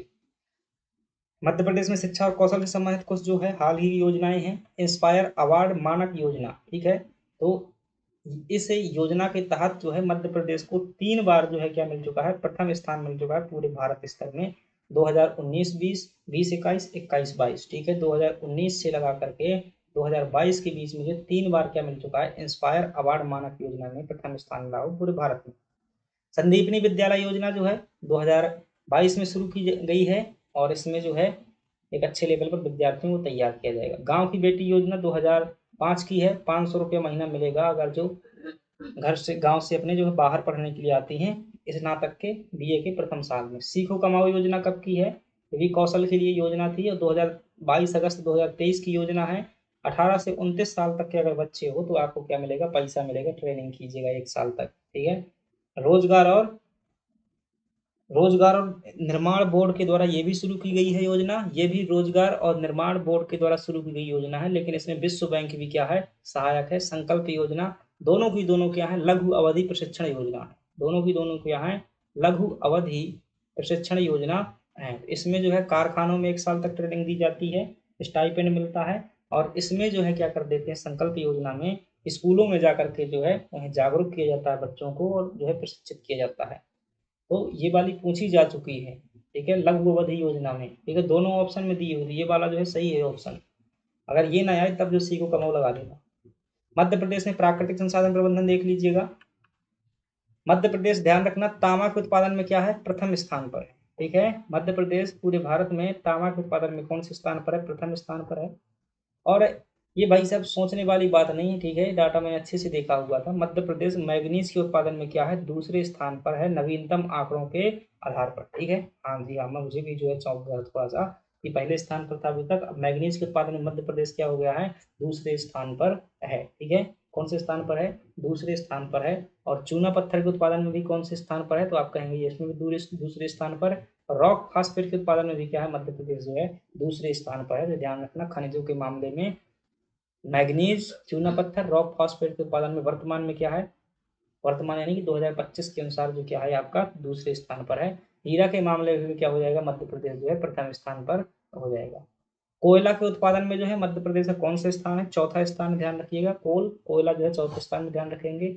लोहा और बॉक्साइट के मामले में क्या है, आपका 6वें स्थान पर है, कौन, मध्य प्रदेश, लोहा और बॉक्साइट के मामले में। और माइनिंग कॉन्क्लेव कहाँ पर हुई है, यानी कि खनिज सम्मेलन कहाँ पर हुआ है, तो आप कहेंगे कटनी में हुआ है। और भारत में खनिज में स्थान कौन सा है, तो मध्य प्रदेश, मतलब जैसे टोटल खनिज के मामले में देखा जाए, दरअसल एक रिपोर्ट आई हुई है जिसका नाम था खनिज समृद्धता रिपोर्ट, ठीक है। खनिज समृद्धता समृद्धता रिपोर्ट, ठीक है। इस रिपोर्ट के आधार पर देखेंगे तो इस रिपोर्ट में मध्य प्रदेश को चौथा स्थान दिया गया है। और प्रथम श्रेणी के राज्य यानी कि जो खनिज के संबंध में जो भी मतलब बहुत अमीर राज्य हैं, उन अमीर राज्यों की श्रेणी में क्या है, चौथा स्थान पर है। यानी कि टॉप प्रथम श्रेणी के जो है खनिज समृद्ध राज्यों में आता है और उन सब उनमें भी देखेंगे तो चौथा स्थान है पूरे भारत में खनिज समृद्धता के मामले में, ठीक है। ये बातें ध्यान रख लेना है। और चलिएगा अगली बात कर लेते हैं। मध्य प्रदेश में सामाजिक समावेशन देखेंगे तो सामाजिक समावेशन यानी कि जनजातियों को समानता के लिए क्या किया गया है, धरती आबा जनजातीय ग्राम उत्कर्ष अभियान, ये भारत के स्तर पर है। 2 अक्टूबर 2024 को जो शुरू किया गया था, 2029 तक जो है ये, ठीक है, चलने वाला है। और जनजातियों की जो बुनियादी सुविधाएं होती हैं उनको विकास, जैसे जनमन योजना थी ना, वैसे ये भी है, ठीक है। तो ये 2 अक्टूबर 2024 की बुनियादी सेवाओं का विकास किया जाएगा। धरती आबा जो है बिरसा मुंडा जी के नाम पर है। शंकर शाह रानी दुर्गावती पुरस्कार की सम्मान जो है ये 2008 से शुरू किया गया था। खासतौर से जो 5वीं से लगा करके जो 12वीं तक के बच्चे हैं या 10वीं 12वीं के बच्चे हैं, वो अगर अच्छी रैंक से पास होते हैं तो उनको 5,000, 7,000, 51,000 तक अधिकतम रुपए जो है दिए जाते हैं। आहार अनुदान योजना कब की है, 2017 की है। और यह जो योजना पिछड़ी जनजातियों के लिए जो है, मध्य प्रदेश में 3 पिछड़ी जनजातियां उनके लिए है। और इस योजना में 1,500 रुपए जो है दिए जाते हैं पोषण ठीक करने के लिए अपना। संत रविदास स्वरोजगार योजना, ये भी मतलब खुद का स्वरोजगार स्थापित करने के लिए है। 1 से 50 लाख रुपए तक का लोन मिलेगा। भीमराव आर्थिक कल्याण योजना, ये भी जो है रोजगार स्थापित करने के लिए है। इसमें 10,000 से 1 लाख तक का लोन मिलेगा यदि आप 18 से 55 वर्ष तक के हैं। अगली बात कर लेते हैं मध्य प्रदेश में सुशासन के संदर्भ में। सामान्य सी बात है, मध्य प्रदेश के 55 जिलों में साइबर तहसील व्यवस्था लागू है। डिजिटल फसल सर्वेक्षण किया गया है। स्वामित्व योजना, अपनी अपनी संपत्ति पर सबको अधिकार देने के लिए स्वामित्व योजना चलाई गई थी। फार्मर रजिस्ट्री, किसानों से जो रजिस्ट्रेशन करवाया गया था, केवाईसी करवाई गई थी। सीएम हेल्पलाइन चलती है 181। ठीक है, अच्छा शासन स्थापित हो सके उसके लिए मध्य प्रदेश ने क्या किया है वो चीजें, महिला हेल्पलाइन शुरू की हुई है, दिव्यांग हेल्पलाइन, कारागार व्यवस्था, और ठीक है, तो डिजिटल फसल सर्वेक्षण 2023 का है। आकांक्षी जिला कार्यक्रम शुरू किया गया, सतत विकास लक्ष्य, ठीक है, मिशन जनगणमन, ठीक है, ये भी सुशासन से सब संबंधित है ये। तो आकांक्षी जिला कार्यक्रम जो है 18 जनवरी 2018 में शुरू किया गया था। मध्य प्रदेश के 8 जिला जो है आकांक्षी जिला कार्यक्रम में सिलेक्ट किए गए हैं। मध्य प्रदेश में विज्ञान और प्रौद्योगिकी के क्षेत्र में देख लीजिएगा, राष्ट्रीय बाल विज्ञान कांग्रेस कहाँ पर आयोजित की गई है 2025 में, तो आप क्या कहेंगे, यह जो है भोपाल में आयोजित की गई है। और साइंस सिटी किसे कहा जाता है, तो उज्जैन को कहा जाता है। तो ये चीजें क्या हो जाती हैं फ्रेंड्स से, तो आप कहेंगे यह जो है आपकी चीजें हो जाती हैं। मध्य प्रदेश जो है अपन कंप्लीट हो जाता है। और इसमें मध्य प्रदेश को हमने क्या किया, लगभग 33 से 40 टॉपिक लगभग हो गए होंगे, 39 के बीच में जो है 1 टॉपिक भी थे। और जैसा कि मैंने कहा था कि अपन 2 घंटा में क्या करेंगे, कंप्लीट करेंगे। कितना टाइम अपन ले चुके हैं, तो हम कहेंगे कि 1 घंटा 35 मिनट का जो है समय हो चुका है। अगले जो है हम 25 मिनट में क्या करेंगे, बाकी का जो मटेरियल क्या कर देंगे, कंप्लीट कर देंगे। ठीक है, बाकी का मटेरियल हमारा क्या हो जाएगा,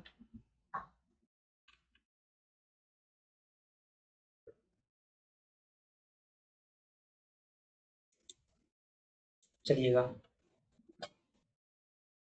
तो भारत में वर्तमान में कौन क्या है, तो इसको क्या कर लेना है, अच्छे से ध्यान कर लेना है। और ठीक है, चीज़ों को याद रखना है। जैसे कि भारत की आपसे क्या पूछे, अगर आपसे पूछता है कि भारत की राष्ट्रपति कौन है, तो आप क्या बताएंगे, द्रौपदी मुर्मू साहब वर्तमान में राष्ट्रपति हैं। उपराष्ट्रपति कौन है, सीपी राधाकृष्णन जो उपराष्ट्रपति हैं। प्रधानमंत्री कौन है, मोदी जी हैं। मुख्य न्यायाधीश कौन है भारत के, चीफ जस्टिस ऑफ इंडिया, तो सूर्यकांत जी जो क्या है मध्य प्रदेश के मुख्य न्यायाधीश, सॉरी भारत के मुख्य न्यायाधीश हैं। और लोकसभा अध्यक्ष जो है ओम बिरला साहब क्या हैं, तो ये क्या हो जाएंगे, लोकसभा जो है अध्यक्ष हो जाएंगे। राज्यसभा के उपसभापति कौन है, तो हरवंश नारायण सिंह जो क्या है उपसभापति हैं। और सभापति कौन होगा, तो राष्ट्रपति उपराष्ट्रपति क्या होते हैं, राज्यसभा के सभापति होते हैं। उपसभापति हरवंश नारायण सिंह है। यूपीएससी के अध्यक्ष कौन है वर्तमान में, तो अजय कुमार जी हैं। राष्ट्रीय मानव अधिकार आयोग के अध्यक्ष कौन है, तो सुब्रमण्यम जी हैं। और सीबीसी यानी कि सेंट्रल विजिलेंस कमीशन के अध्यक्ष कौन है, तो प्रवीण कुमार श्रीवास्तव हैं। राष्ट्रीय महिला आयोग के अध्यक्ष कौन है, विजया रहटकर हैं। ठीक है, तो विजया रहटकर क्या हो जाएंगी, रहटकर, ये हो जाएंगी आपकी विजया रहटकर जी हो जाएंगी महिला आयोग के अध्यक्ष। नीति आयोग के जो सीईओ हैं वो कौन है, निधि छब्बिन जी हैं। ठीक है, निधि छब्बिन जो क्या है, जगह नहीं थी भाई इसलिए नहीं, निधि छब्बिन जो है क्या है नीति आयोग के सीईओ हैं। नीति आयोग के जो उपाध्यक्ष हैं वो कौन है, सुमन बेरी साहब जो क्या है, सुमन बेरी जी क्या है, ये जो है नीति आयोग के उपाध्यक्ष हैं। आरबीआई के गवर्नर कौन है, तो संजय मल्होत्रा जी क्या है, ये आरबीआई के जो है गवर्नर है। और चुनाव आयोग के अध्यक्ष कौन है, तो ज्ञानेश कुमार साहब क्या हो जाएंगे, ज्ञानेश कुमार जो है मुख्य चुनाव आयुक्त हैं। ज्ञानेश कुमार कौन है, मुख्य चुनाव आयुक्त। न्यायवादी कौन है, तो वेंकट रमणी साहब जो क्या है, वेंकट रमणी साहब क्या हो जाएंगे, ठीक है, तो वेंकट है रमणी साहब कौन हो जाएंगे, महान्यायवादी हो जाएंगे भारत के। सीएजी यानी कि controller and auditor general of India कौन हो जाएंगे, संजय मूर्ति साहब जो है क्या है, सीएजी हैं। कैबिनेट सचिव कौन है, तो सोमनाथन जी क्या है, कैबिनेट सचिव हैं। चीफ ऑफ डिफेंस स्टाफ कौन है, सीडीएस मुख्य रक्षा गार तो कौन है, तो अनिल चौहान जी हो जाएंगे। थल सेना के अध्यक्ष कौन है, उपेंद्र द्विवेदी। नौसेना के अध्यक्ष कौन है, दिनेश कुमार त्रिपाठी। और वायुसेना के अध्यक्ष कौन है, अमरप्रीत सिंह क्या है, वायुसेना के चेयरमैन हो जाएंगे। चलिएगा अगली बात कर लेते हैं, पेरिस ओलंपिक 2024 के बारे में जो है देख लेते हैं। तो पेरिस ओलंपिक 2024 देखिएगा, भारत जो है पेरिस ओलंपिक 2024 में कौन से स्थान पर था, 71वें स्थान पर था। कुल कितने पदक जीते हुए थे, 6 पदक जीते हुए थे। ठीक है, 6 पदक जीतने के बाद जो है पेरिस ओलंपिक 2024 में जो है क्या था, ये जो है 71वें स्थान पर है। तो एकमात्र जो है गोल्ड मेडल 0 आए थे 2024 के पेरिस ओलंपिक में, कोई भी गोल्ड नहीं जीता था भारत से। भारत में जो है नीरज चोपड़ा क्या जीते थे, भाला फेंक से संबंधित है, और इन्होंने क्या जीता था, रजत पदक जो है जीता हुआ था। और मनु भाकर जो है ये किससे संबंधित है, ब्रॉन्ज मेडल, सभी के सभी बाकी जो है कांस्य पदक जीते हुए थे, ब्रॉन्ज मेडल जीते हुए थे। एक भर रजत है, बाकी जो 5 पदक है क्या है, वो ब्रॉन्ज मेडल है। मनु भाकर जो है शूटिंग से हो जाएंगे, किससे हो जाएंगे, शूटिंग हो जाएंगे, ये भी जो है शूटिंग हो जाएंगे। स्वप्निल कुसाले साहब हो जाएंगे, और हॉकी टीम जो है हो जाएगी, सभी ब्रॉन्ज मेडल जीते हुए थे। अमन सहरावत, ये भी क्या है, लॉन्ग जंप से जो है पूछे हैं, इन्होंने भी क्या जीता हुआ था, ये जीता हुआ था ब्रॉन्ज। और मध्य प्रदेश, ये जो राजस्थान की हैं, ठीक है, एकमात्र महिला खिलाड़ी हैं जिनका नाम है अवनी लेखरा। हालांकि ये जो है पेरिस ओलंपिक में नहीं थी, पैरा ओलंपिक में थी ये, ठीक है, पैरा ओलंपिक में थी। मध्य प्रदेश के 2 खिलाड़ी थे पैरा ओलंपिक में, कपिल परमार और रुबीना, ठीक है। तो कपिल परमार कहाँ के थे, सीहोर के थे, और रुबीना फ्रांसिस कहाँ की हैं, जबलपुर की हैं। ये जो है जूडो खेल से संबंधित हैं, और ये जो है शूटिंग से संबंधित है। इन्होंने भी क्या किया था, पदक जीता हुआ। चलिएगा आगे बढ़ जाते हैं। नोबेल पुरस्कार 2026 के देख लेते हैं। तो है तो भाई ये 2026 की ना है जी, 2025 की ही है, ठीक है, 2026 के भी ना मिल रहे, 2025 के हैं। तो 2025 में नोबेल पुरस्कार किनको किनको मिला हुआ है, देखेंगे। 6 क्षेत्रों में नोबेल पुरस्कार दिया जाता है, चिकित्सा के क्षेत्र में, भौतिकी के क्षेत्र में, रसायन के क्षेत्र में, साहित्य के क्षेत्र में, शांति के क्षेत्र में, और अर्थशास्त्र के क्षेत्र में, ठीक है।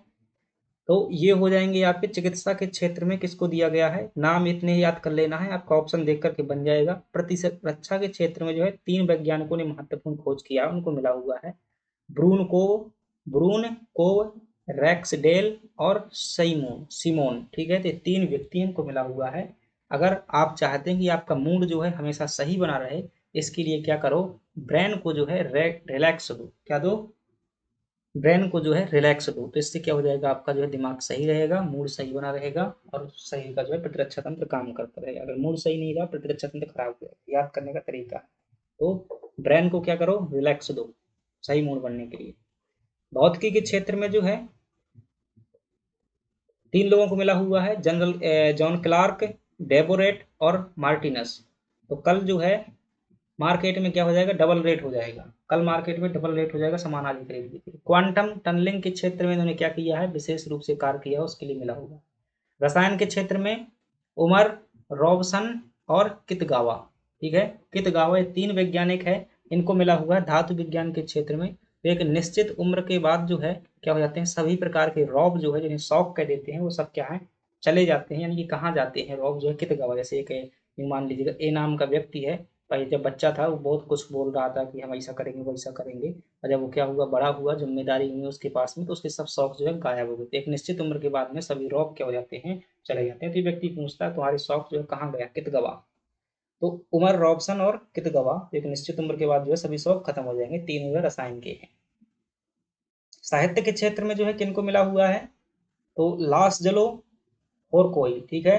तो ये जो है साहित्य के क्षेत्र में एक मतलब महिला का नाम है, हंगरी की लेखिका है लास जलो हर कोई। तो इनको मिला हुआ है ये साहित्य के क्षेत्र में जो है नोबेल पुरस्कार। शांति के क्षेत्र में किनको मिला हुआ है, मारिया कुरीना मचाडो, ये भी क्या है, वेनेजुएला की जो है देश की विपक्ष की नेता हैं, उनको जो है ये मिला हुआ है, ठीक है। और वेनेजुएला के राष्ट्रपति कौन है, ध्यान रखना, मादुरो साहब जो है यहाँ के राष्ट्रपति थे, जिनको उठा लिया गया था, मादुरो साहब। अर्थशास्त्र में किसको मिला हुआ है, 3 लोगों को, मोकेर, अघियन और पीटर, इन 3 लोगों को मिला हुआ है, सतत विकास के संदर्भ में जो है विशिष्ट योगदान दिए। तो ये नोबेल पुरस्कार हो जाएंगे आपके 2025 के। अगली बात कर लेते हैं, महत्वपूर्ण खेल पुरस्कार। बहुत ज्यादा नहीं मैं करवाऊंगा, जितने पूछे जाने की प्रबल संभावना वो कराऊंगा। भारत का जो सबसे बड़ा खेल रत्न पुरस्कार है उसका नाम है मेजर ध्यानचंद खेल रत्न पुरस्कार, और ये 2025 का ना है जी, 2026 का है, ठीक है, वो सॉरी 2025 का है। और ये जो है 4 लोगों को मिला हुआ है, मनु भाकर को जो है शूटिंग के क्षेत्र में दिया गया है, डी गुकेश को जो है शतरंज के क्षेत्र में दिया गया है, हरमनप्रीत सिंह को जो है हॉकी के क्षेत्र में दिया गया है, और प्रवीण कुमार को जो है हाई जंप में जो है दिया गया है। इन 4 लोगों को जो है मेजर ध्यानचंद खेल रत्न पुरस्कार मिलता है, 25 लाख की राशि मिलती है।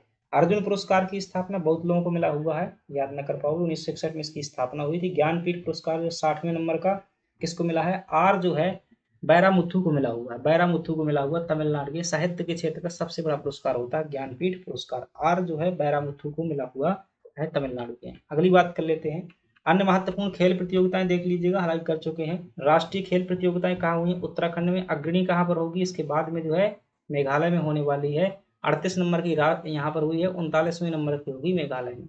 यूथ गेम्स कहाँ हुए हैं, बिहार में हुए हैं। यूनिवर्सिटी गेम कहाँ हुए, राजस्थान में हुए हैं। वाटर स्पोर्ट गेम कहाँ हुए, जम्मू कश्मीर में। बीच गेम कहाँ हुए, दीव में हुए। महत्वपूर्ण युद्ध अभ्यास देख लीजिएगा, कौन कौन से युद्ध अभ्यास हैं? तो मालाबार युद्ध अभ्यास किन के बीच में होता है? 4 देशों के बीच में होता है, जिसे क्या कहा जाता है? क्वाड कहा जाता है। तो क्वाड देशों के बीच में कौन सा युद्ध अभ्यास होता है? मालाबार। कौन कौन से हैं 4? एक हो जाएगा इंडिया, एक हो जाएगा यूएसए यानी कि अमेरिका, एक हो जाएगा ऑस्ट्रेलिया, ठीक है, क्या हो जाएगा? ऑस्ट्रेलिया, और एक हो जाएगा जापान। तो इन 4 देशों के बीच में जो है आपका होता है कौन सा युद्ध अभ्यास? मालाबार युद्ध अभ्यास। 10 तलिक युद्ध अभ्यास जो है उज्बेकिस्तान और इंडिया के साथ में हुआ है, और गरुड़ युद्धाभ्यास इंडोनेशिया और इंडिया के संग में हुआ है। धर्म गार्जियन इंडिया और जापान के साथ में होता है। वज्र प्रहार युद्धाभ्यास जो है इंडिया और यूएसए के साथ में होता है। मित्र शक्ति जो है इंडिया और श्रीलंका के साथ में होता है। सूर्य किरण इंडिया और नेपाल के साथ में होता है। वरुण जो है इंडिया और फ्रांस के साथ में होता है। इंद्र इंडिया और रूस के साथ में होता है। इतने लोग ये युद्ध अभ्यास क्या कर लीजिएगा? याद कर लीजिएगा। भारत के साथ में कौन कौन से देशों का जो है कौन सा युद्ध अभ्यास होता है, मिलिट्री ट्रेनिंग के ये नाम है। अगली बात कर लेते हैं, जो भारत रत्न जो है दिए गए हैं और पद्म विभूषण जो है ये दिए गए हैं 2026 में किनको किनको मिल चुके हैं। 1 जनवरी में इनकी घोषणा की गई थी। तो ये देख लीजिएगा भाई, इतने लोगों को जो है दिए गए हैं, इनको क्या कर लेना है? याद कर लेना। बाकी जो पद्मश्री है मध्य प्रदेश के संदर्भ में हमने पहले ही देख लिए थे। तो इन 6 लोगों को दिया गया है क्या? पद्म विभूषण, ठीक है। बाकी पद्मश्री न कर पाओगे, भारत रत्न पुराने हैं। तो धर्मेंद्र सिंह को दिया गया है, सिनेमा के क्षेत्र में दिया गया है, और ये कहाँ के हैं? महाराष्ट्र के हैं। केटी थॉमस साहब को दिया गया है सार्वजनिक मामलों में, ये जो है केरल के हैं। सुश्री एन राजन को दिया गया है, जो कि संगीत के क्षेत्र में दिया गया है, ये कहाँ की हैं? उत्तर प्रदेश की हैं। और पंडित जो है नारायण जी को दिया गया है, ये साहित्य और शिक्षा के क्षेत्र में है, इन्हें केरल से दिया गया है। और अच्युतानंद जी को जो दिया गया है सार्वजनिक मामलों में, ये क्या है? केरल के हैं, ठीक है। तो 3 लोग जो है कहाँ से हैं? केरल से हैं, ठीक है। बाकी जो है एक महाराष्ट्र और उत्तर प्रदेश से है। तो ऐसे क्या करना है आपको? भारत का मैप बना करके ध्यान करेंगे, तभी जो है चीजें आपके दिमाग में ये रुक पाएंगी।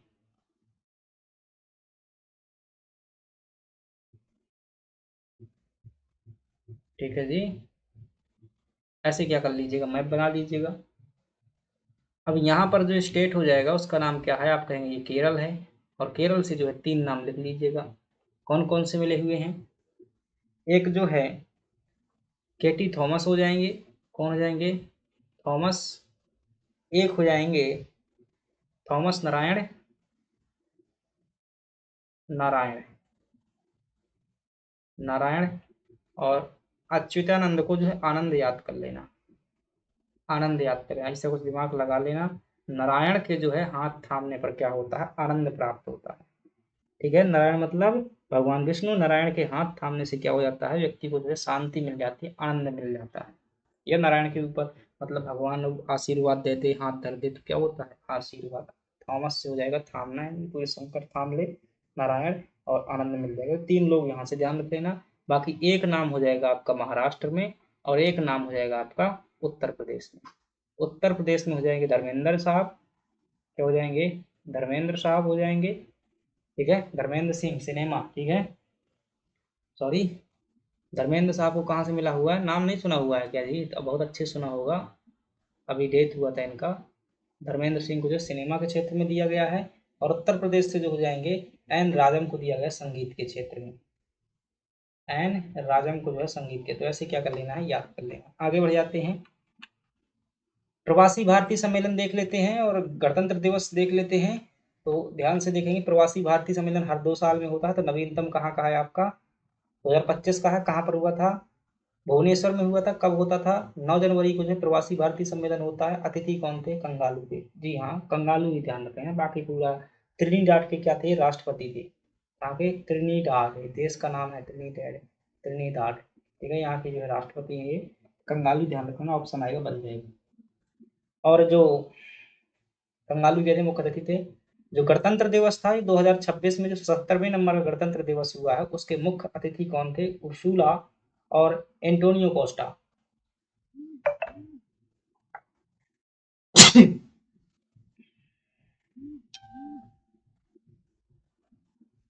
चलिएगा, उर्सुला और एंटोनियो कोस्टा जो हैं ये, उर्सुला जो है ये यूरोपियन यूनियन के क्या हैं? अध्यक्ष हैं। और ये क्या है भाई साहब? सचिव साहब हैं, ठीक है। यूरोपियन यूनियन के सचिव साहब हैं। तो ये दोनों लोग जो है क्या आए हुए थे? मुख्य अतिथि थे गणतंत्र दिवस 77वें नंबर के, जो कि 2026 में हुआ है। सर्वश्रेष्ठ गणतंत्र दिवस में झांकी निकलती, तो सर्वश्रेष्ठ झांकी किसकी थी? महाराष्ट्र की थी। और मध्य प्रदेश की झांकी थी समृद्ध विरासत, और इसमें जो है अहिल्याबाई जी की जो क्या दिखाई गई थी? माता अहिल्याबाई की जो है प्रतिमा को जो है दिखाया गया था, हस्तशिल्प को। अंतरराष्ट्रीय संगठनों के जो हेड देख लीजिएगा, मतलब विश्व स्तर पर जो है कौन हेड है, बहुत ज्यादा तो नहीं कर सकते भाई, इतने कर लीजिएगा। अंतरराष्ट्रीय ओलंपिक समिति जो है उसके हेड कौन है, ध्यान रखना, मोस्ट इंपोर्टेंट पूछा जा सकता है, क्रिस्टी कावेंट्री। क्रिस्टी कावेंट्री जो है क्या है, ये अंतरराष्ट्रीय ओलंपिक समिति की हेड है, जो कि लुसाने स्विट्जरलैंड में स्थित है। ठीक है, कहाँ पर स्थित है? अंतरराष्ट्रीय ओलंपिक समिति का मुख्यालय लुसाने में है, जो कि स्विट्जरलैंड में पड़ता है। विश्व बैंक के हेड कौन से हैं भाई साहब? अजय बंगा साहब जो क्या हो जाएंगे, अजय बंगा जो है विश्व बैंक के हेड हो जाएंगे। WHO जो हो जाएंगे डॉक्टर टेड्रोस साहब हो जाएंगे, डॉक्टर टेड्रोस जो है WHO के हो जाएंगे। WTO की जो हो जाएंगी नागोजी ओंगोजी वेला हो जाएंगी, नागोजी ओंकोजी ओंकोजी हो जाएंगी, ये नागोजी ओंकोजी WTO की हो जाएंगी। और UNO के कौन हो जाएंगे? Antonio Guterres. एंटेनियो गुटेरस साहब जो कहाँ के हो जाएंगे? एंटेनियो गुटेरस जो है ये UNO के हो जाएंगे। अंतरराष्ट्रीय मुद्रा कोष के जो अध्यक्ष हो जाएंगे वो कौन हो जाएंगे भाई? Kristalina Georgieva. क्या हो जाएंगी? क्रिस्टलीना जॉर्जिवा, ये क्या हो जाएंगी? IMF की अध्यक्ष हो जाएंगी। एशियन डेवलपमेंट बैंक के जो अध्यक्ष कौन है? मसातो कांडा है। अंतरराष्ट्रीय न्यायालय जो है कहाँ पर पड़ता है? द हेग में है, द हैग में है। ठीक है, नीदरलैंड में पड़ता है द हैग, वहाँ की राजधानी है हैग। और यूजी जो है इवासावा, यूबी इवासावा जो है यहाँ के अंतरराष्ट्रीय न्यायालय के हेड हैं। अगली बात कर लेते हैं, अंतरराष्ट्रीय सम्मेलन और बैठक देख लेते हैं। अगर इतना कर लेते हैं भाई साहब परीक्षा में फंस जाएगा, याद रखिएगा, बहुत सारा कंटेंट मैंने करवा दिया है। G20 सम्मेलन जो है 2000, ठीक है, 2025 में कहाँ पर हुआ है? तो आप कहेंगे यह जो है दक्षिण अफ्रीका में हुआ है। और 2026 में कहाँ होगा? 2026 में जो है USA में होने वाला है। ठीक है, 2026 में कहाँ होगा? USA में। 2025 में कहाँ होगा? दक्षिण अफ्रीका में हुआ है। COP30 जो है कहाँ पर आयोजित किया गया है? ब्राजील में जो है जलवायु परिवर्तन संबंधी COP30 की बैठक कहाँ हुई? ब्राजील के बेमेल शहर में हुई, बेलेम। ब्रिक्स की बैठक जो कहाँ पर हुई है? ब्रिक्स की हाल ही में बैठक कहाँ हुई? ब्राजील में हुई है। संघाई सहयोग संगठन, ठीक है, इसकी चीन में बैठक हुई है। G7 के सम्मेलन जो कहाँ पर हुआ है? ये जो है कनाडा में हुआ है। और आसियान शिखर सम्मेलन कहाँ पर हुआ है? मलेशिया में हुआ है, इनको ध्यान रख लीजिएगा। आगे बात कर लेते हैं, ये टेनिस प्रतियोगिताएं हैं। और टेनिस प्रतियोगिता में अगर देखेंगे तो ये भी मोस्ट इंपोर्टेंट है। 4 टेनिस प्रतियोगिता हैं, इन्हें क्या कहा जाता है? ग्रैंड स्लैम प्रतियोगिता भी कहते हैं। क्या कहते हैं? ग्रैंड स्लैम प्रतियोगिता भी कहा जाता है। और 2025 की हैं। और इसमें जो है एक एकल में जो है पुरुष जीतता है, एकल में महिला जीतती है, बाकी टीम में भी जीतते हैं। एकल वाले जो है पूछे जाते हैं, तो आपको ध्यान रख लेना। आपसे पूछे ऑस्ट्रेलियन ओपन, ठीक है, ऑस्ट्रेलियन ओपन का खिताब जो है पुरुष में, ये हो जाएंगे आपके पुरुष वाले हो जाएंगे ऊपर के, और नीचे वाली क्या हो जाएंगी? महिला हो जाएंगी, महिला हो जाएंगी। पुरुष में जो है जैनिक सिनर ने जो है ऑस्ट्रेलिया और विंबलडन को किसने जीता हुआ है? पुरुषों में जैनिक सिनर ने जीता हुआ है। कार्लोज अल्काराज ने जो है USA और फ्रेंच को किसने जीता हुआ है? कार्लोज अल्काराज जीता हुआ है। इनको तो याद हो जाएंगे पुरुष वाले। ऑस्ट्रेलिया और विंबलडन किसको जीता हुआ है? जैनिक सिनर ने। और फ्रेंच को किसने जीता हुआ? फ्रेंच और US को कार्लोज अल्काराज ने जीता हुआ है। अब जो है महिलाओं वाले आते हैं, ऑस्ट्रेलियन को मेडिसन कीज ने जीता हुआ है, फ्रेंच को कोको गॉफ ने जीता हुआ है, विंबलडन को जो है ईगा स्विटेक ने जीता है, और USA को जो है आर्यन सबलेंका ने जीता हुआ है। इनको भाई याद कीजिएगा। अब ये कैसे याद करना है? तो अपन ने क्या कर दिया, आपको कंटेंट दे दिया जो भी इम्पोर्टेंट है, तो आप क्या करेंगे, इसको जो है ध्यान कर लेंगे। और यह जो है टोटल आपका कितना करंट अफेयर हो गया, तो आप कहेंगे कि यह जो है हमने क्या किया, लगभग लगभग जो है सभी चीज़ें क्या है पूरी कर ली हैं, जितना जो परीक्षा में आने की संभावना है। और मैं फिर से कहूँ कि ठीक है, अपने आप में जो है बहुत कुछ होता है, और बहुत सारी चीज़ें क्या करनी होती हैं, देखनी होती हैं। तो उन सबके बावजूद जो अपना क्या है बेस्ट प्रयास था, वो क्या किया हमने जो है आपको दिया है। और यह क्लास जो है कैसी लगी है आपको ज़रूर बताना है कमेंट बॉक्स में, क्या मज़ा आया या नहीं आया हुआ है। ठीक है, तो लगभग लगभग हमने 50 टॉपिक क्या किए हैं, कंप्लीट किए हैं। और सब जो है राष्ट्रीय अंतर्राष्ट्रीय स्तर की हैं। अगर पसंद आए तो लाइक सब्सक्राइब भी करना है। टेलीग्राम में जुड़ जाइएगा, बाद में जो मदद मिलेगी PDF वहीं पर दिया जाएगा, ठीक है, टेलीग्राम में। सभी को धन्यवाद, नमस्कार। और इतना ही कहेंगे कि जीवन में बेहतर से बेहतर की तलाश कीजिएगा, और मिल जाए नदी तो समुद्र की तलाश करिएगा।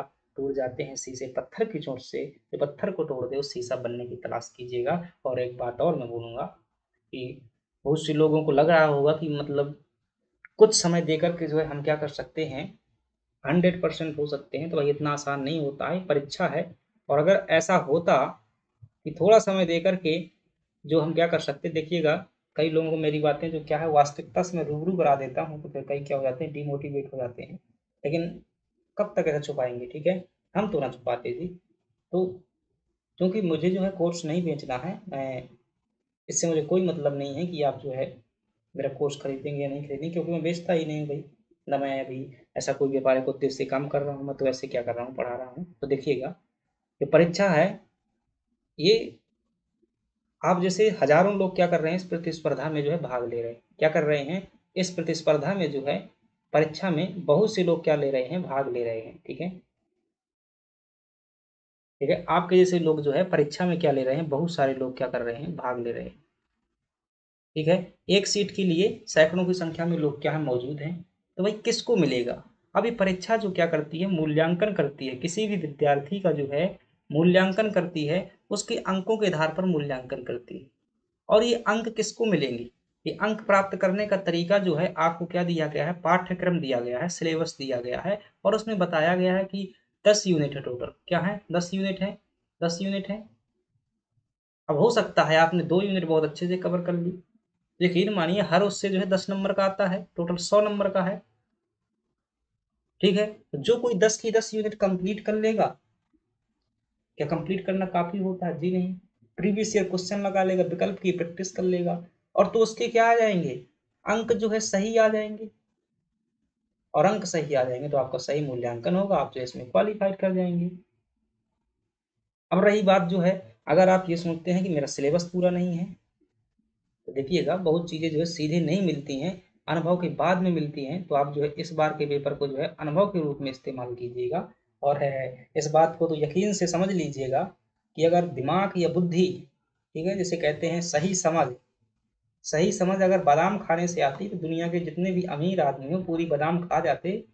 और आपको कभी भी समझ में नहीं आता। इसलिए ये भूल जाइएगा कि सिर्फ बादाम खाने से समझ आती है। ध्यान रखिएगा जब आप ठोकरें खाते हैं और जीवन में क्या मिलते हैं, आपको असफलताएं मिलती हैं, असफलताएं मिलती हैं, तब जो है आप क्या करते हैं, जिस तरीके से सीखते हैं, जब आपका दिमाग खुलता है ना, जब समझ में आती हैं चीज़ें रियलिटी में क्या होती हैं, तो सीधे आप जो है सफलता में मत जाइएगा, क्योंकि ये सफलता का मार्ग जो है सीधा नहीं होता है। आपको जो है इसको सही से समझने के लिए आपको यहाँ स्पर्श करना पड़ेगा। और जो लोग कर चुके हैं तो निश्चित रूप से आप जो है इस सीढ़ी के बाद में जो है यहाँ पर भी पहुँचेंगे। और जिन लोगों को सीधे यहाँ पर पहुँचना होता है तो काफ़ी कुछ जो है यहाँ पर होता है, बहुत मतलब रेयर होता है ऐसा कि सीधे यहाँ पर मिल जाए, तो जीवन में बाद में वो धोखा खा जाते हैं, तो यहाँ पर नहीं पहले खाते। तो घबराइएगा मत, डरने की कोई टेंशन नहीं है भाई। जब तक है अपनी मतलब जितनी क्षमताएं हैं, जितना समय है, उसके हिसाब से आप लोगों को क्या किया है, सपोर्ट किया है, आगे भी करते रहेंगे। और अभी देखो 17 तारीख से क्या करेंगे, अपन जो है लाइव जुड़ेंगे और हर दिन जो है चर्चा करते रहेंगे जब तक पेपर नहीं हो जाएगा। और जितना भी बेहतर होता रहेगा करेंगे, और यकीन मानिएगा परीक्षा का कंटेंट भी दे रहे हैं तो आएंगे भी, फंसेंगे भी, गारंटी है। चलिएगा, थैंक यू वेरी मच।